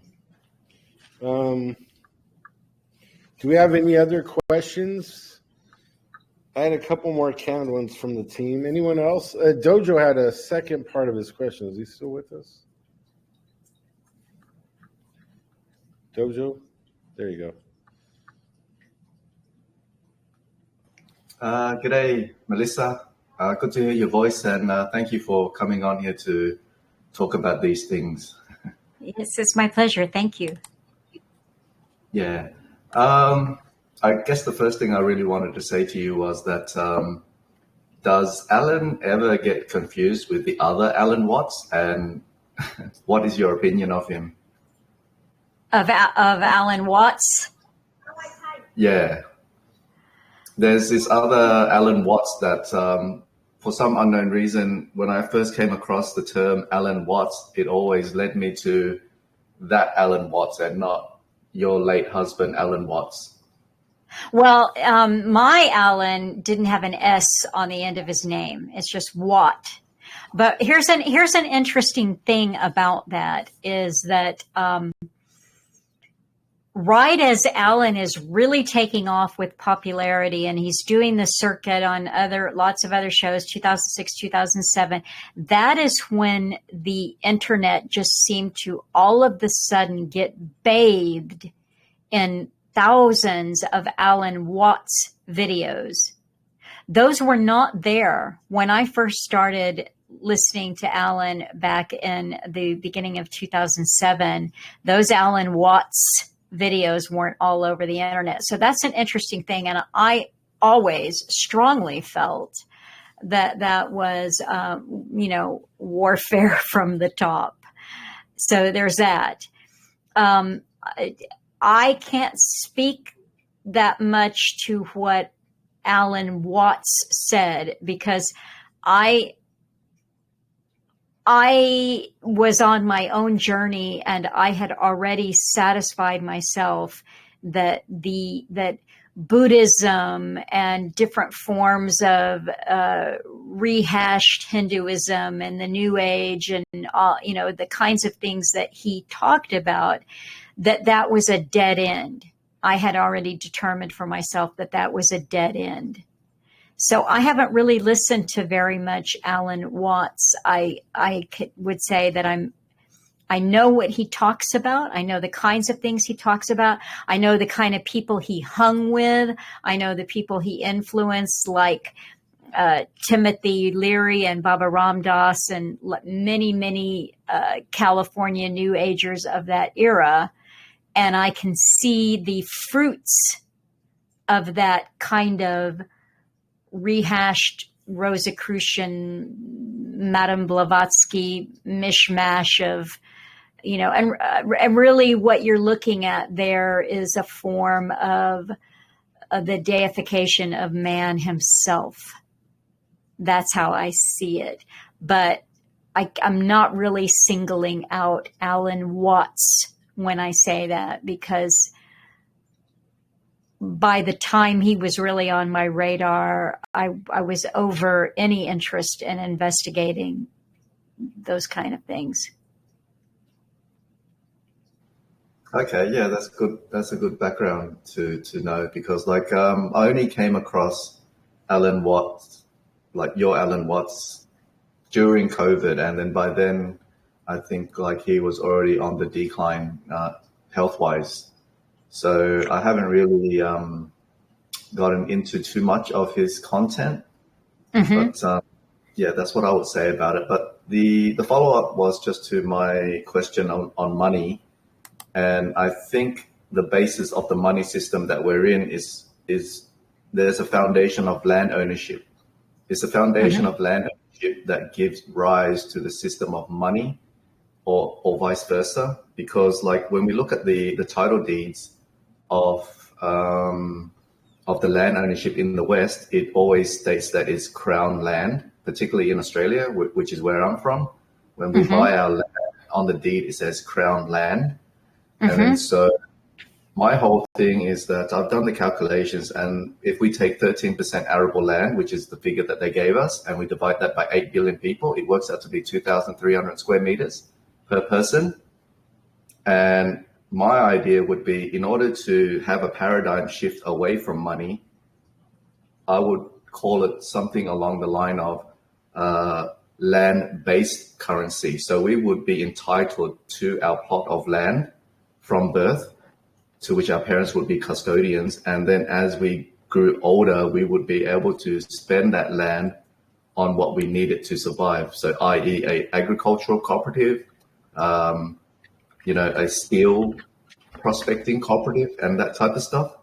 And then Mm-hmm. so this is the reason why I'm asking you about the money thing, because I really do believe that the root of all evil is money itself. And you are perfectly right when you did say that, it would have been just possible for the scribes to insert the love of money into Mm-hmm. the scriptures. And then so I guess the question then is sort of like, do you see a paradigm shift from the current money system to a new money system? And does it have something to do with land? Well, that's an interesting idea that you have there. It reminds me of what happened during the Civil War, when they wanted to give the freed slave families 40 acres and a mule. And that it was, land redistribution for slaves. And we are all slaves in this system. So what you're talking about is a proper distribution of our land as people. But I don't know, because where they want to take us is to a credit system. They've been writing about this for more than 100 years. And we can see that they're moving us in that direction in a variety of ways, with central bank digital currency, floating the idea of a universal basic income, even some of the things like the stimulus checks that weren't just in the US, but other countries received similar kind of things during COVID, kind of getting people used to that. Then having somebody like Elon Musk come out and talk about the idea that robotics and AI would necessitate a move towards some kind of universal basic income. But the idea of a credit-based system goes way back. I said 100 years, but a long time. I mean, Bertrand Russell wrote about it. You had Technocracy Inc., which was based on, energy as a form of credit. So somehow I do believe, and if you look at Klaus Schwab and the Great Reset, kind of at the heart of that is blockchain technology, cryptocurrencies, central bank digital currency, all of that. I think there's a couple of things that I wanted to say. Somebody wants open mic. A couple of people want open mic. And DK Spiracy said 3 illnesses in 2016. It sure sounds sus. And I've got an answer for you. It sure was. That I don't want to take. Maybe the next time that we talk, I can tell you about that. But the circumstances surrounding his illness, the treatment that he received and did not receive at the hospital, the scandal of the medications afterwards, and what we went through to get the right medication for him. There was no doubt in my mind, and there was no doubt in his mind, that there was something nefarious about it. And he spoke about some of that publicly, and maybe at another time we can get into that. But yeah, whereas, sadly, I mean, I don't want to talk about this too much. I don't want to cry. But when Alan died in 2021, he had a heart attack. And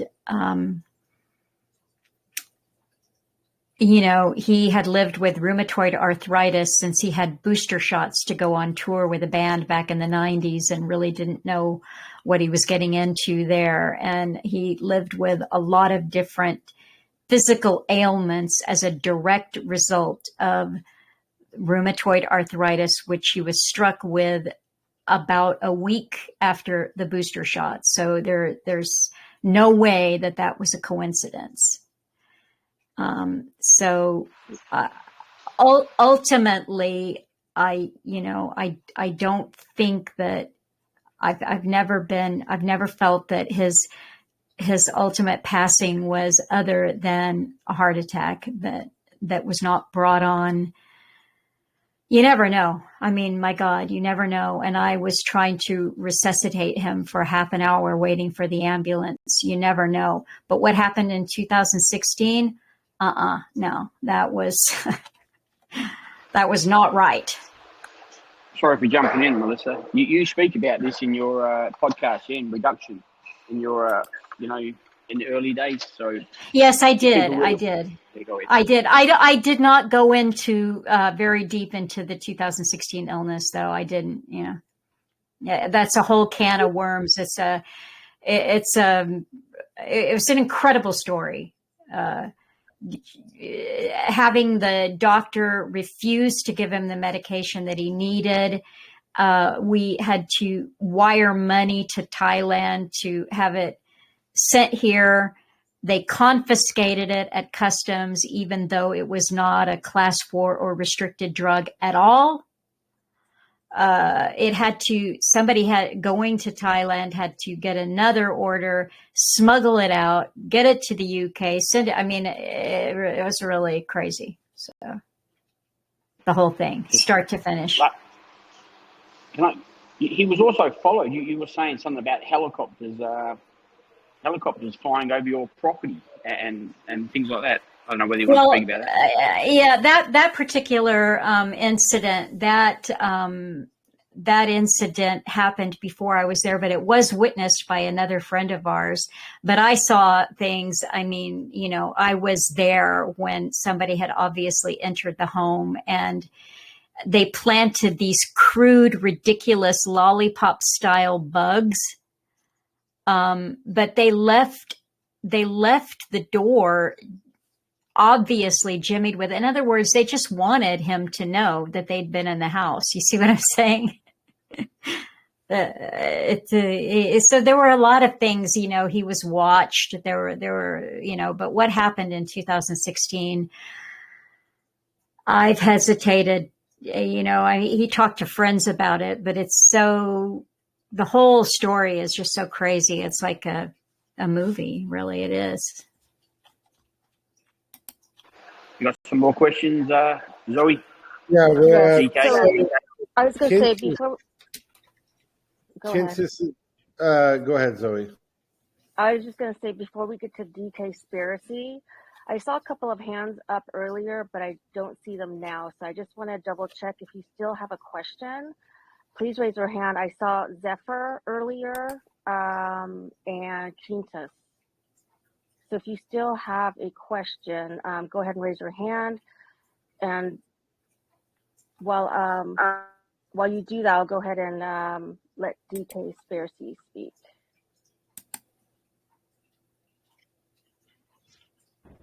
Hey, good evening, everybody.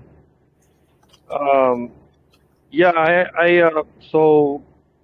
I wanted to ask a question, but to be honest, I got sidetracked because the subject keeps changing quite often, and I got confused to what my original question was. That's why I unraised my hand, because I wanted to ask something, and then the subject kept changing and changing and changing, and I lost my train of thought.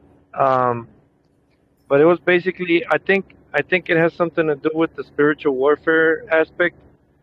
And that's what I believe, that this is all spiritual warfare. It's a battle for the mind. It's a battle for the soul. Mm-hmm. And that's the reason why every time I see, because I drive a truck, right? And so like every time I look up and I see the sky being poison. And I think to myself, what on earth is controlling or doing this that has um, so much power that they're transforming the world in this fashion or in this way that no government can stop them, because no government in the whole world has tried to stop the chemtrails, and so there's obviously a power in play that is terraforming the world for some reason. Well, okay, there's several things that you said that I'll try to address really quickly that are interesting. I'll start with the fact that no country has fought on the chemtrails. A good movie, you could read the book, but a good movie to watch is H.G. Wells' Things to Come. I think it was made in 1936, so it's old. But what you see there is H.G. Wells was really in on at least the predictive programming part. And he was also a Fabian. So that was the British Socialist Society. He was a Fabian. So he was an implementer and planner of this agenda. And in Things to Come, you see the Brotherhood of the Sky. The Brotherhood of the Sky is a very important concept to wrap your mind around, because what you've got is a brotherhood working in concert, and you see it all there in the movie. They've got to gas the world. You make people stop fighting with this gas of love or peace, or I can't remember now what they called it, but what you're seeing are pilots working in concert for a ruling elite against the people and the population. This is a really, really old plan. That is an old plan. And you talk about spiritual warfare. I just want to say that I'll read just a couple of sentences here. This is the last 2 pages of Alan's first volume, Cutting Through Books. He said, to conquer an evil, we must first disperse into the individual. We must cast off religions. He describes to you that religion means to bind, to tie. The ties that bind. Stop being afraid. The material world was conquered eons ago by anti-creators. Those who could not create, but who could reshape into systems made in their own deviant image. They have been liars and murderers from the beginning. Who are liars and murderers from the beginning? Where have we heard that before? All of that sounds biblical. It sounds like the devil. Yes. So the thing with Freemasonry, and you could say that Freemasonry that is part of the Brotherhood of the Sky. The thing with Freemasonry is they want to remake that which was left imperfect. Think of the audacity of saying something like that. Who would say that the Creator didn't create perfectly? And there you have all of these clues about spiritual warfare and what's at stake and who's behind it.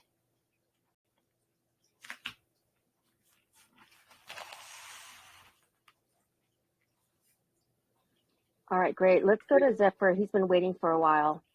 DK's next. No, let's let a woman speak up.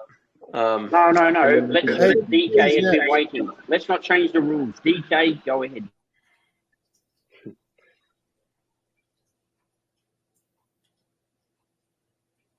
Hey, it was okay. It was actually said in chat that Zephyr was supposed to go because they were wanting to ask earlier, so I wasn't worried. But seeing as you've put me up now, hi Melissa, how's it going? Nice to meet you. Nice to meet you too. Yeah. Well, I stream a lot myself about all of this sort of thing that's going on, and I spent years just constantly getting banned. In the last few months, it seems to actually be going okay, and I seem to be able to get away with what I'm doing, but that's just on DLive. But anyway, my question was, because you answered the other one that I was going to ask about the illness, shall we say, in 2016. You already covered that. So what else I was going to actually ask was what are yours and Alan's thoughts on some of the other people that were getting a lot of attention? People like Bill Cooper, Jordan Maxwell, the likes of Alex Jones. What was his thoughts like on some of these other people who were out there trying to talk about what was going on? Oh, I would, I'm not particularly political, but I have a kind bone. So my kind bone says keep some of that to yourself. Yeah, so diplomacy, I believe, is the word you're looking for. Yeah. So here's what I will do. I will share some complimentary things that Alan always enjoyed listening to Eustace Mullins. If you know Eustace Mullins. Eustace Mullins? No, I don't actually. Carry on. Yeah, we know. I'll put that in the chat. He liked Bill Cooper. He talked to Bill Cooper quite a few times before Bill died. And in fact, I've said this recently, the two of them were talking about getting Alan to come down to visit him. And he really said, oh, you'd love the weather down here, blah, blah, blah. Well, Alan didn't have his paperwork ready. He should have actually been there visiting Bill right about the time that Bill was killed. Yeah, I've actually seen footage of that. It was taken from one of his like neighbors across the road's like doorbell camera thing. So I've actually seen footage of when he got shot. That is very messed up. Oh, that's terrible. Yeah. Okay, I don't even know what to say about Alan's passing. It's like I hope you're getting by. I hope you're doing okay, and good on you for keeping up his work. Yeah, thanks. I just put Eustace Mullins' name in the chat. Really interesting. Eustace Mullins wrote the definitive book on the Federal Reserve before Griffith's The Creature from Jekyll Island. So he was quite the character. And I will say, unfortunately, we just did not have that much time to follow other people or listen to other people. We would, go on benders every once in a while if we weren't taking a break to watch a movie or taking a break to listen to 2 nights in a row of AC/DC, then we might be listening to, a week worth of Eustace Mullins. But unfortunately, the research just meant that that's what you were doing and not a lot of listening to others. But yeah, I don't want to be unkind. I want to be diplomatic. So I'll leave it alone. Sorry, yeah. What were his thoughts on Eustace? Did he have a bit of a smell there, or what did Alan think? About what? About Eustace. Oh no, he liked Eustace. He liked Eustace.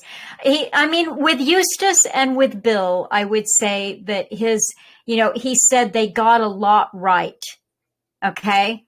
He didn't necessarily agree with everything that either one of them had come up with, but he said they got a lot right.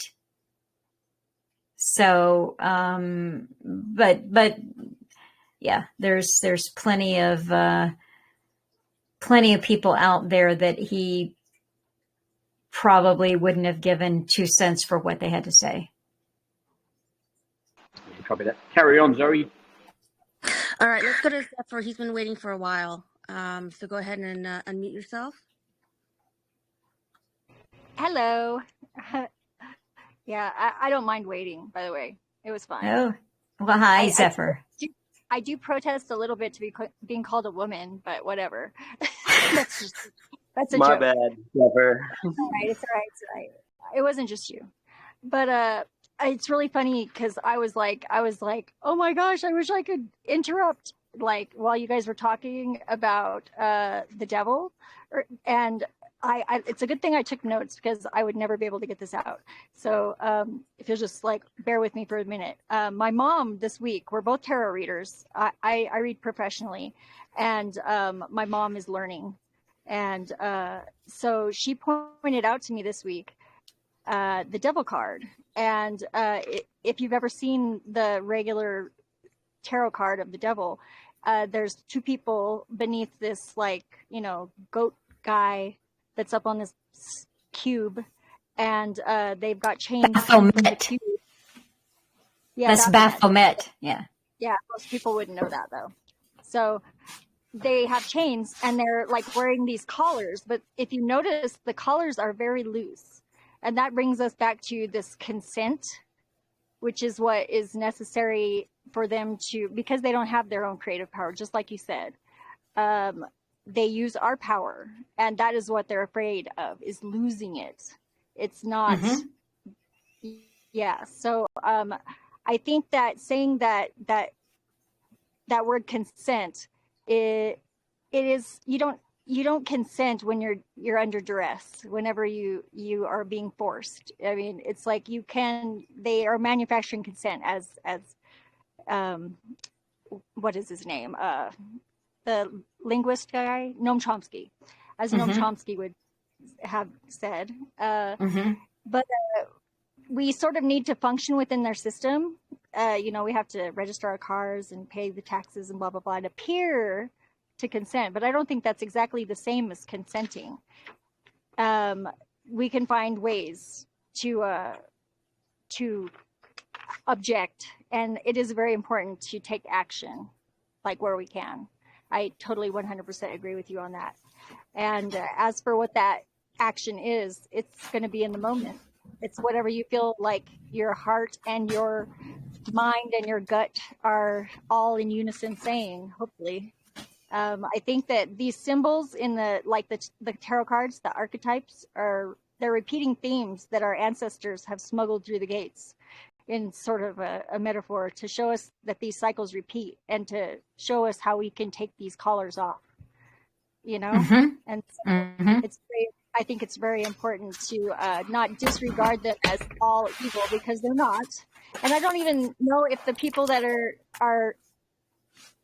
are truly fully consenting are even really aware that they have any power of their own. I think you're right. I mean, I think that this obscuring that from people has long been part of the way they operate, to make sure that we don't know that we are created to be powerful. I just, you might like this one. I'm going to read you the very last paragraph of Alan's first volume, The Cutting Through books. He said, "We are spirits descended into matter for a purpose. Understanding this and fulfilling this is the meaning of the term having life and having it more abundantly. This does not mean accumulation of products. It means doing that which is true. Truth is eternal. It cannot alter. Only truth will make you free."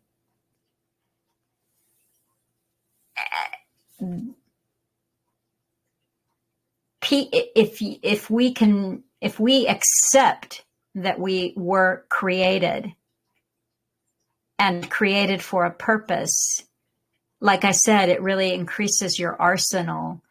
They are, you made a good point. They are not capable of creating. They can do things in a test tube. They can, try to clone. They can do CRISPR technology to do, insert genes and so, but that's not creation.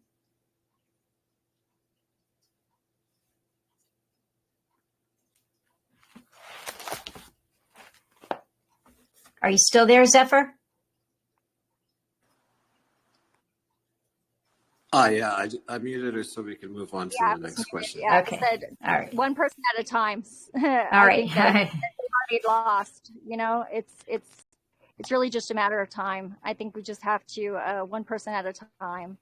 We don't need to be organized because we have our subversive connections I call it, like Indra's net. It's a religious term, I guess, suppose, but all of these things are very useful. Just like they use them against us, we can use them for ourselves. Yes. And then, Oh, sorry about that. Mhm. So it looks like Wispy is back. So let's try Wispy again. Okay. And it's still not working. Can the other admins try?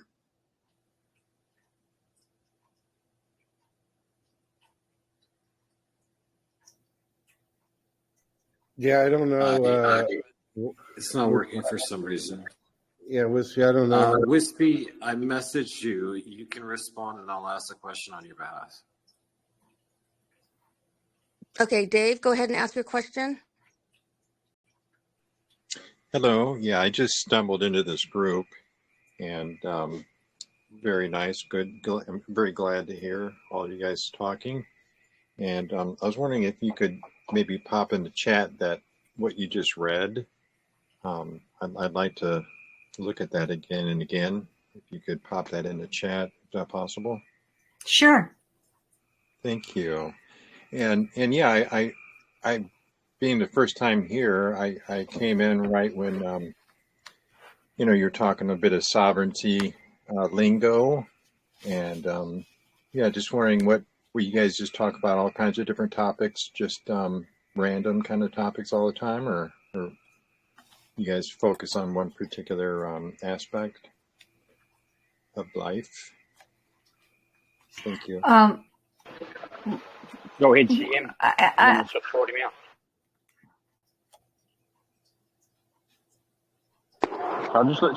Bookworm. I'll just let you know. So this is Alan Watt's wife. Yeah. So we're talking about Alan Watt, the great Alan Watt. So Bookworm. Yeah. So it's not random sort of chat yet.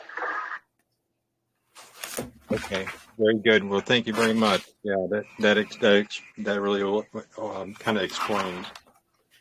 okay. All Well, but I'm different- going to type that. I'm going to type that into the chat right now. Okay. Okay, I appreciate that. Thank you. Yeah, you bet.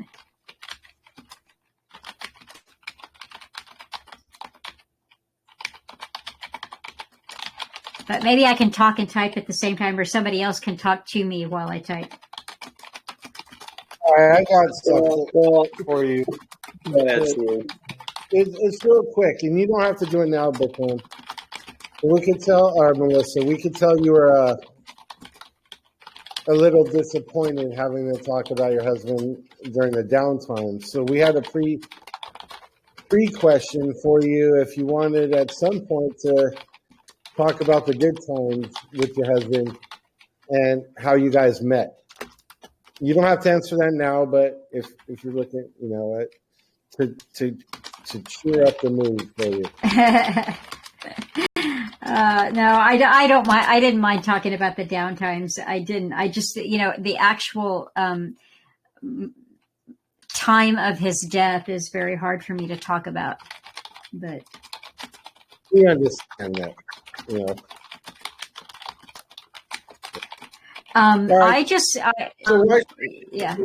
I was just a fan who, I started sending him emails, and I just loved what he was saying. And so I started communicating with him by email. And then he asked me to turn some of his talks into a book form.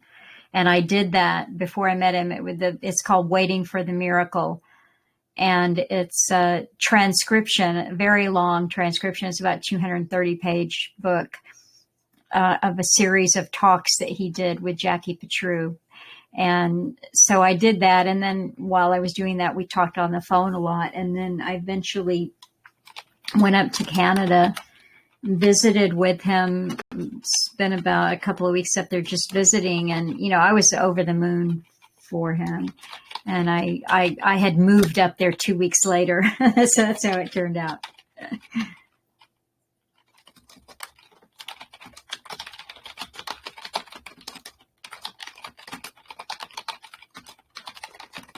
I think Rod's got another question.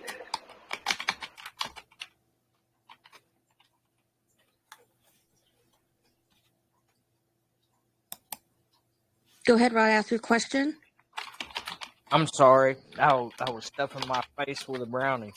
So Melissa, one quick question. And this is for kind of you and what your husband believes. I mean, and I know it's kind of a bad question, really, but how do we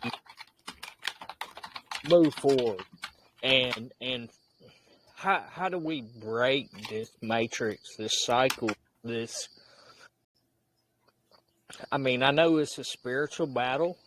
I believe that.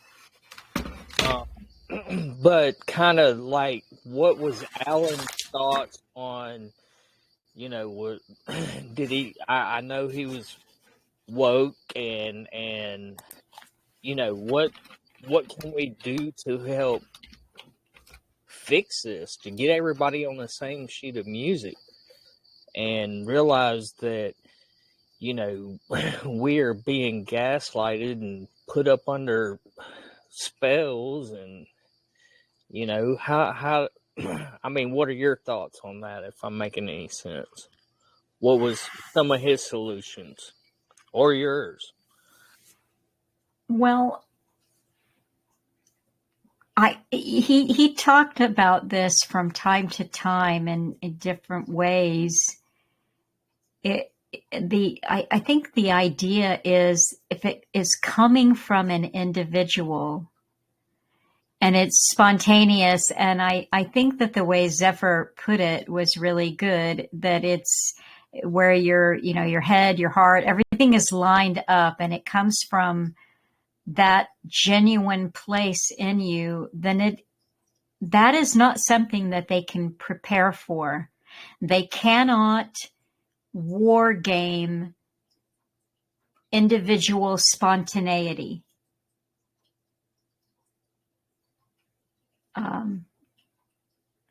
You see what I mean? It's so if you do something that's genuine from you, and that's how you commit yourself to live, so that you're going to live from your own thoughts and your own inner compass, that's going to be what guides you. That, in a way, we're talking about the spirit connection there.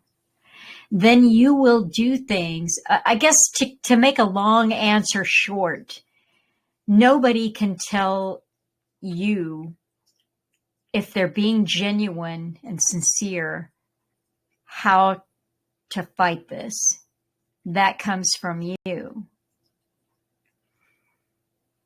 But what they've always been afraid, certain people have spoken about this. I just was listening, I think it was in that piece that I suggested that you watch, the Shock and Awe. I think Alan said, Mao, Chairman Mao, was afraid of somebody with a big idea. And Alan has elaborated on that in the past. That is the individual who can have an idea that moves a mass of men simply because they go, oh, wow, yes, that's it. So I don't know if that's helpful, but it's keeping your own counsel, being your own champion, looking within, always trying to understand yourself. Why do you want the things that you want? What is it that you're seeking? If you're trying to answer the question, what gives me a sense of purpose? What gives me meaning? You're going to come up with original ideas that they can't war game.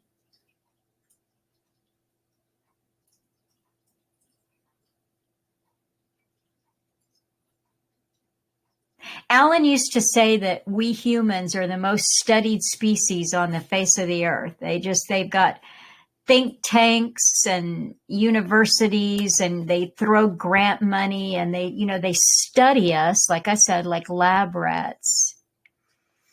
But because they are the anti-creator, they don't have that, what it takes to really know. They can't know. So they cannot anticipate genuine response. They can't. It's that thing that comes from inside of you that only you have inside of you. It's not like anything that anybody else has. That's the thing that takes them by surprise.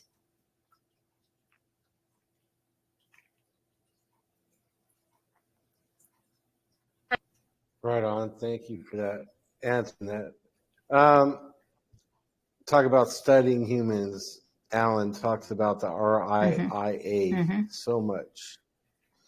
They were the little Western organization that started it to counter Germany, right? And then later became the Tavistock. Study the brain.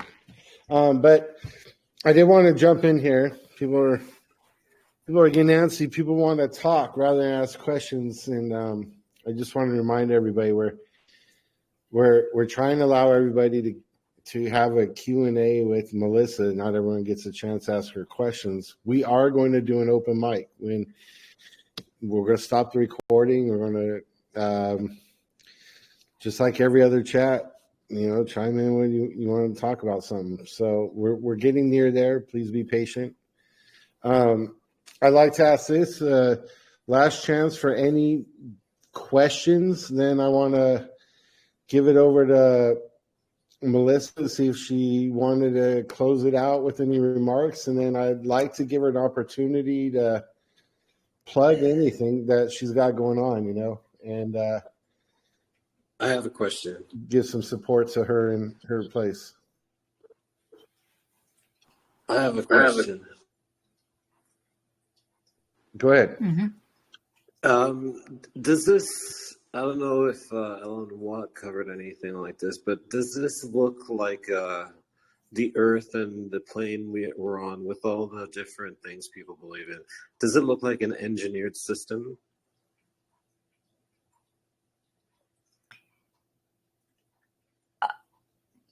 Do you mean I'm not sure I understand the question. Are you saying, have they taken this plane that we are on and turned it into like a matrix, No, like if everything was built here for us, like all the pyramids, like everything around us, like if it's a big set that we're on. Oh, that's an interesting question. That's an interesting question. I haven't heard Alan speak to that in that way, but that's very interesting. I'll have to ponder that for a moment. I would say that that kind of question kind of ties in with the way that I look at the world. I'm speaking for myself here and not anything that Alan has said or written. There's a piece of fiction, a half-hour British television show that was done in, I think, 1968. I don't remember the name. It was an anthology series on BBC, and this particular episode was called The Newsbenders. And in The Newsbenders, you've got, like some kind of Masonic control over the news. You figure all this out in that half hour. But what you learn is that everything is manufactured for the news. So the moon landing was fake, and they show you how they did it. And they have the little tiny rocket there and some sand and a little sandbox. And they're just basically showing you the smoke and mirrors of the creation of news. And I would have to say that my own worldview is maybe not that thought out in that direction, but I always have the feeling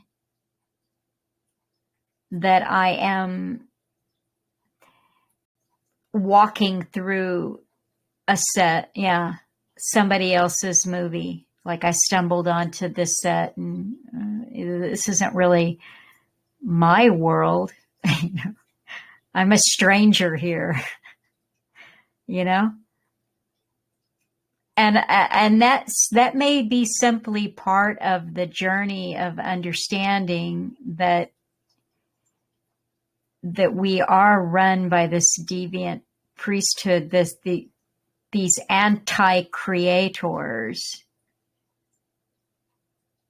that would, why not? I mean, why not? That's my flip answer, but why not? Why wouldn't it be that way? Things are very different. You can look at, that was a recent talk I was listening to of Alan's, and he was talking about the Phoenician, the ancient trading class who we're talking about, who controls money, who's controlled trade, et cetera, and where you see where they lived in the Aegean Sea, and they've done archaeological digs and they've uncovered amazing, so that you know that they had hot and cold running water. They lived, of course, like kings, but with what we would consider higher tech accoutrement to their lifestyle. Yeah, they'd sure be capable of creating, plunking down the pyramids as part of their set. Yeah.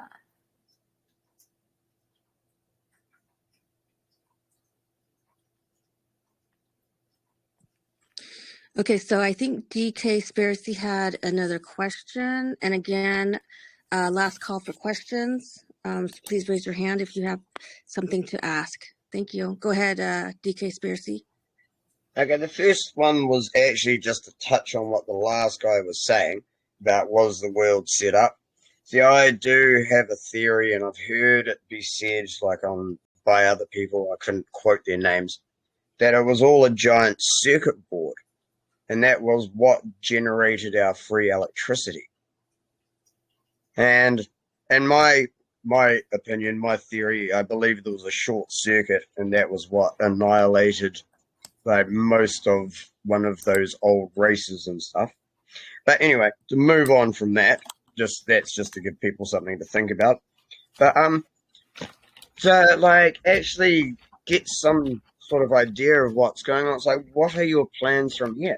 Do you have things set up that you're going to carry on doing? Do you have talks booked around the country? Are you writing stuff? Are you doing podcasts? Where can we find everything that you do?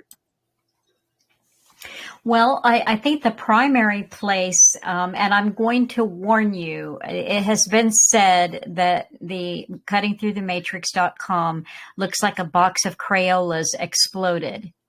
This is about as old school a website as you can get, but if you can just overcome your bias against the look of it, it's got thousands of hours of audio. It's just a treasure trove of information, and that's cuttingthroughthematrix.com. Now, what I do, just really quickly, I've mentioned the Redux talks that I put up. These will be older talks that Alan did. I usually, but not always, make an introduction. Maybe I talk for half an hour and then I play a talk of Alan's, or a part of a talk of Alan's. That's the Redux on Sunday. There are listeners, longtime listeners, who also volunteer their labors, and I kind of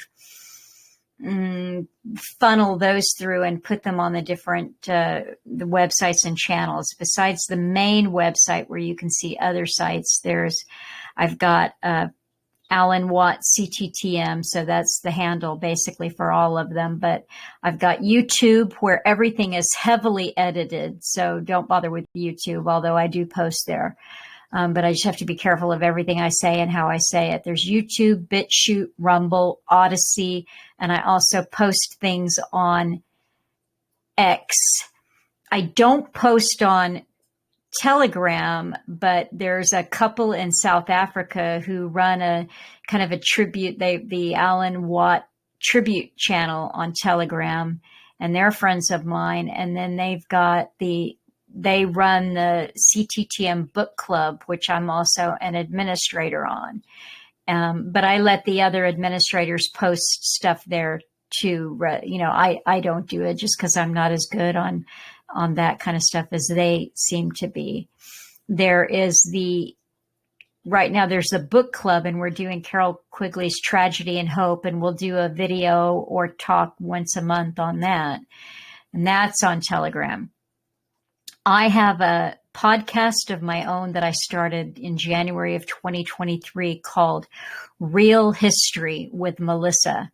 And that goes in audio form, that goes on all the podcast places like Podbean and Spotify and Apple Podcasts. And then I illustrate those. I usually am talking to other people that have been listening to Alan.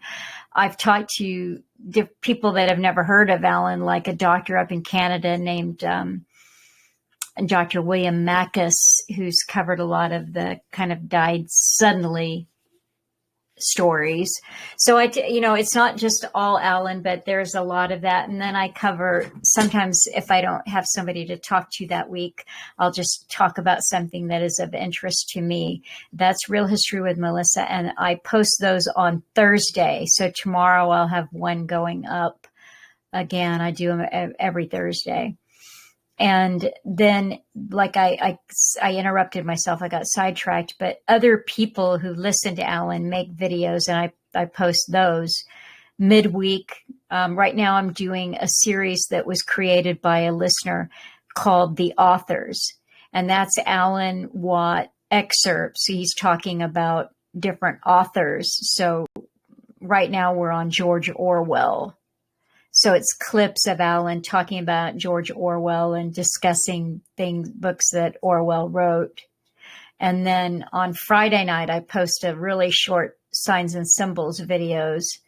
Last week, 666 went up, and I can't remember what I'm going to put up. I didn't create those. And so there's lots of stuff. I did a cool series. I've got one more to go on that, which I just took one of Alan's talks that I thought was especially good, and I broke it up into 6 parts and illustrated it, made a little video out of it.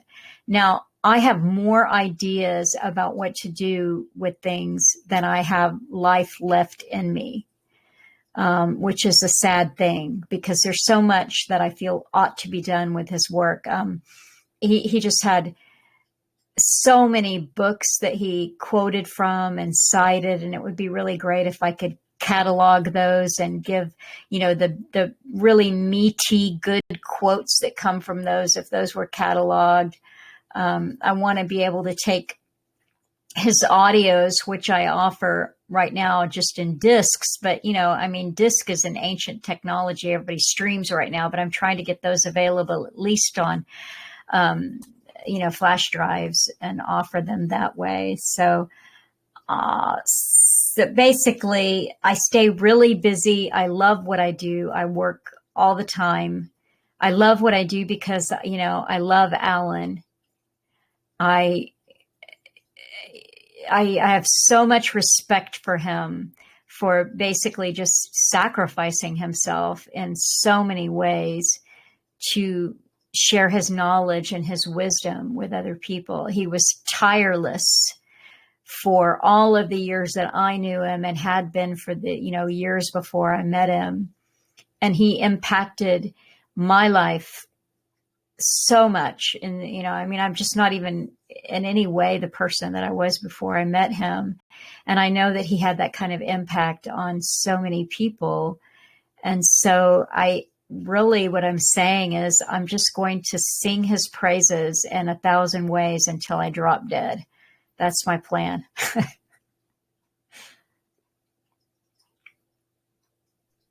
Thank you for sharing. I got I'll add to that with your plugs. So you mentioned quite a few things there. Are they all, if any of us goes to cuttingthroughthematrix.com, can we find all that stuff easily, like links to it? And second question, if we wanted to buy Alan's books, do you sell them on your site? Where would you prefer us to buy the books? I only sell them on the site. That's the way Alan always sold them, was on the site. And that's what I do too. So all the books and discs, they're not up on Amazon or anywhere else. They're just up on the site. And you can't find anything easily on the website. You got to struggle for everything. But here I'm sending you the Redux right now. That's the Sunday Talks. And we'll get that out for you. We'll post it here as well. Yeah. I wanted to put out there that everybody here who received the invite or saw it posted on the channel, Nada John put in links. So in there's a link to Cutting Through the Matrix. I got to pull it back up. There's quite a few links to your stuff, but it's not complete. So what I should do, because I'm sending you these links from the website, but the website is going to not always, in fact, most of the time it's just going to be audio. Oh, I forgot. I write an article every week under the name Not Sure from the movie Idiocracy. I write at least 3 Sundays out of the month, usually 4. And those are anywhere between, let's say 1,000 and 2,000 words. I've written about the New Age. I've written about, you name it. If I feel that it's going to add value to the talk that I'm posting, then I put that up. So what I'll do is I will compile a list of things, and then I'll send it over to you, and you can have it. I'll tell you where to go for BitChute and Odyssey and X, and how to navigate around the website and what link to use if you want to order, because it's a massive, really old-fashioned website. And for youngsters and even for me, it can be frustrating if you don't know exactly where you're going.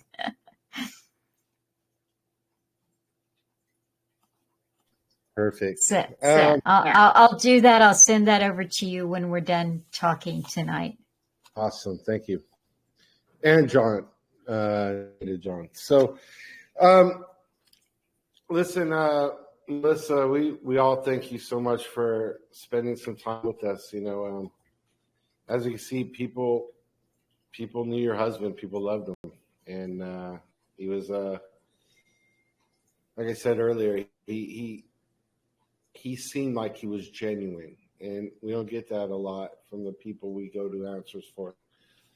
But one thing he did is that really, I think people caught on to, is he told you where to look, but told you have to look.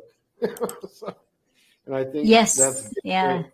That's different than anyone else just providing you the answers so you can get on your marriage. That's right. But anyway, we all thank you tonight. And I wanted to thank Rosh for setting up this chat tonight.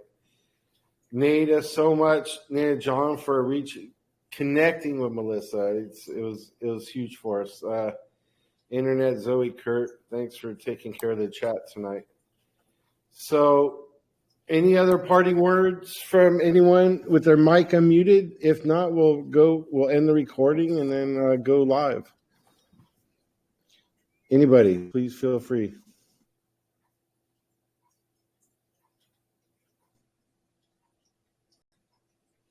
Okay, I got a question for John.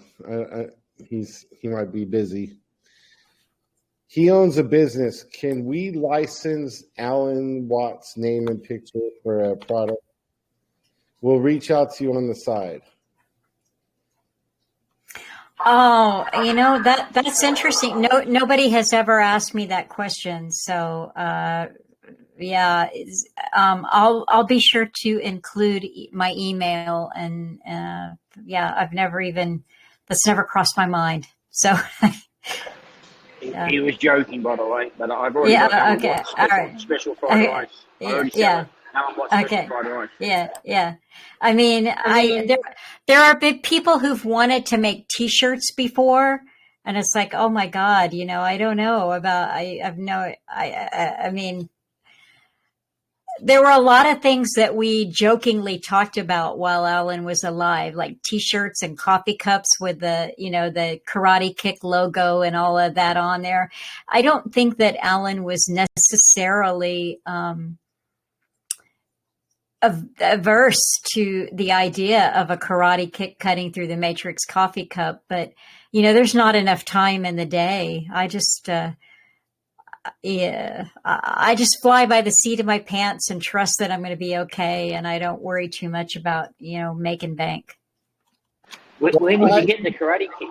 Sorry, where did you get this Karate Kick from? Oh well, he studied martial arts when he was really young, and he just got very good at it, and he liked the idea of kicking the capstone off the pyramid. So that became his logo. It's cool. Yes. I sell popsicles, and I got a blueberry coconut one coming out, so I was thinking about calling it the Alan Watt popsicle. I love it. I'll keep you posted. Love it.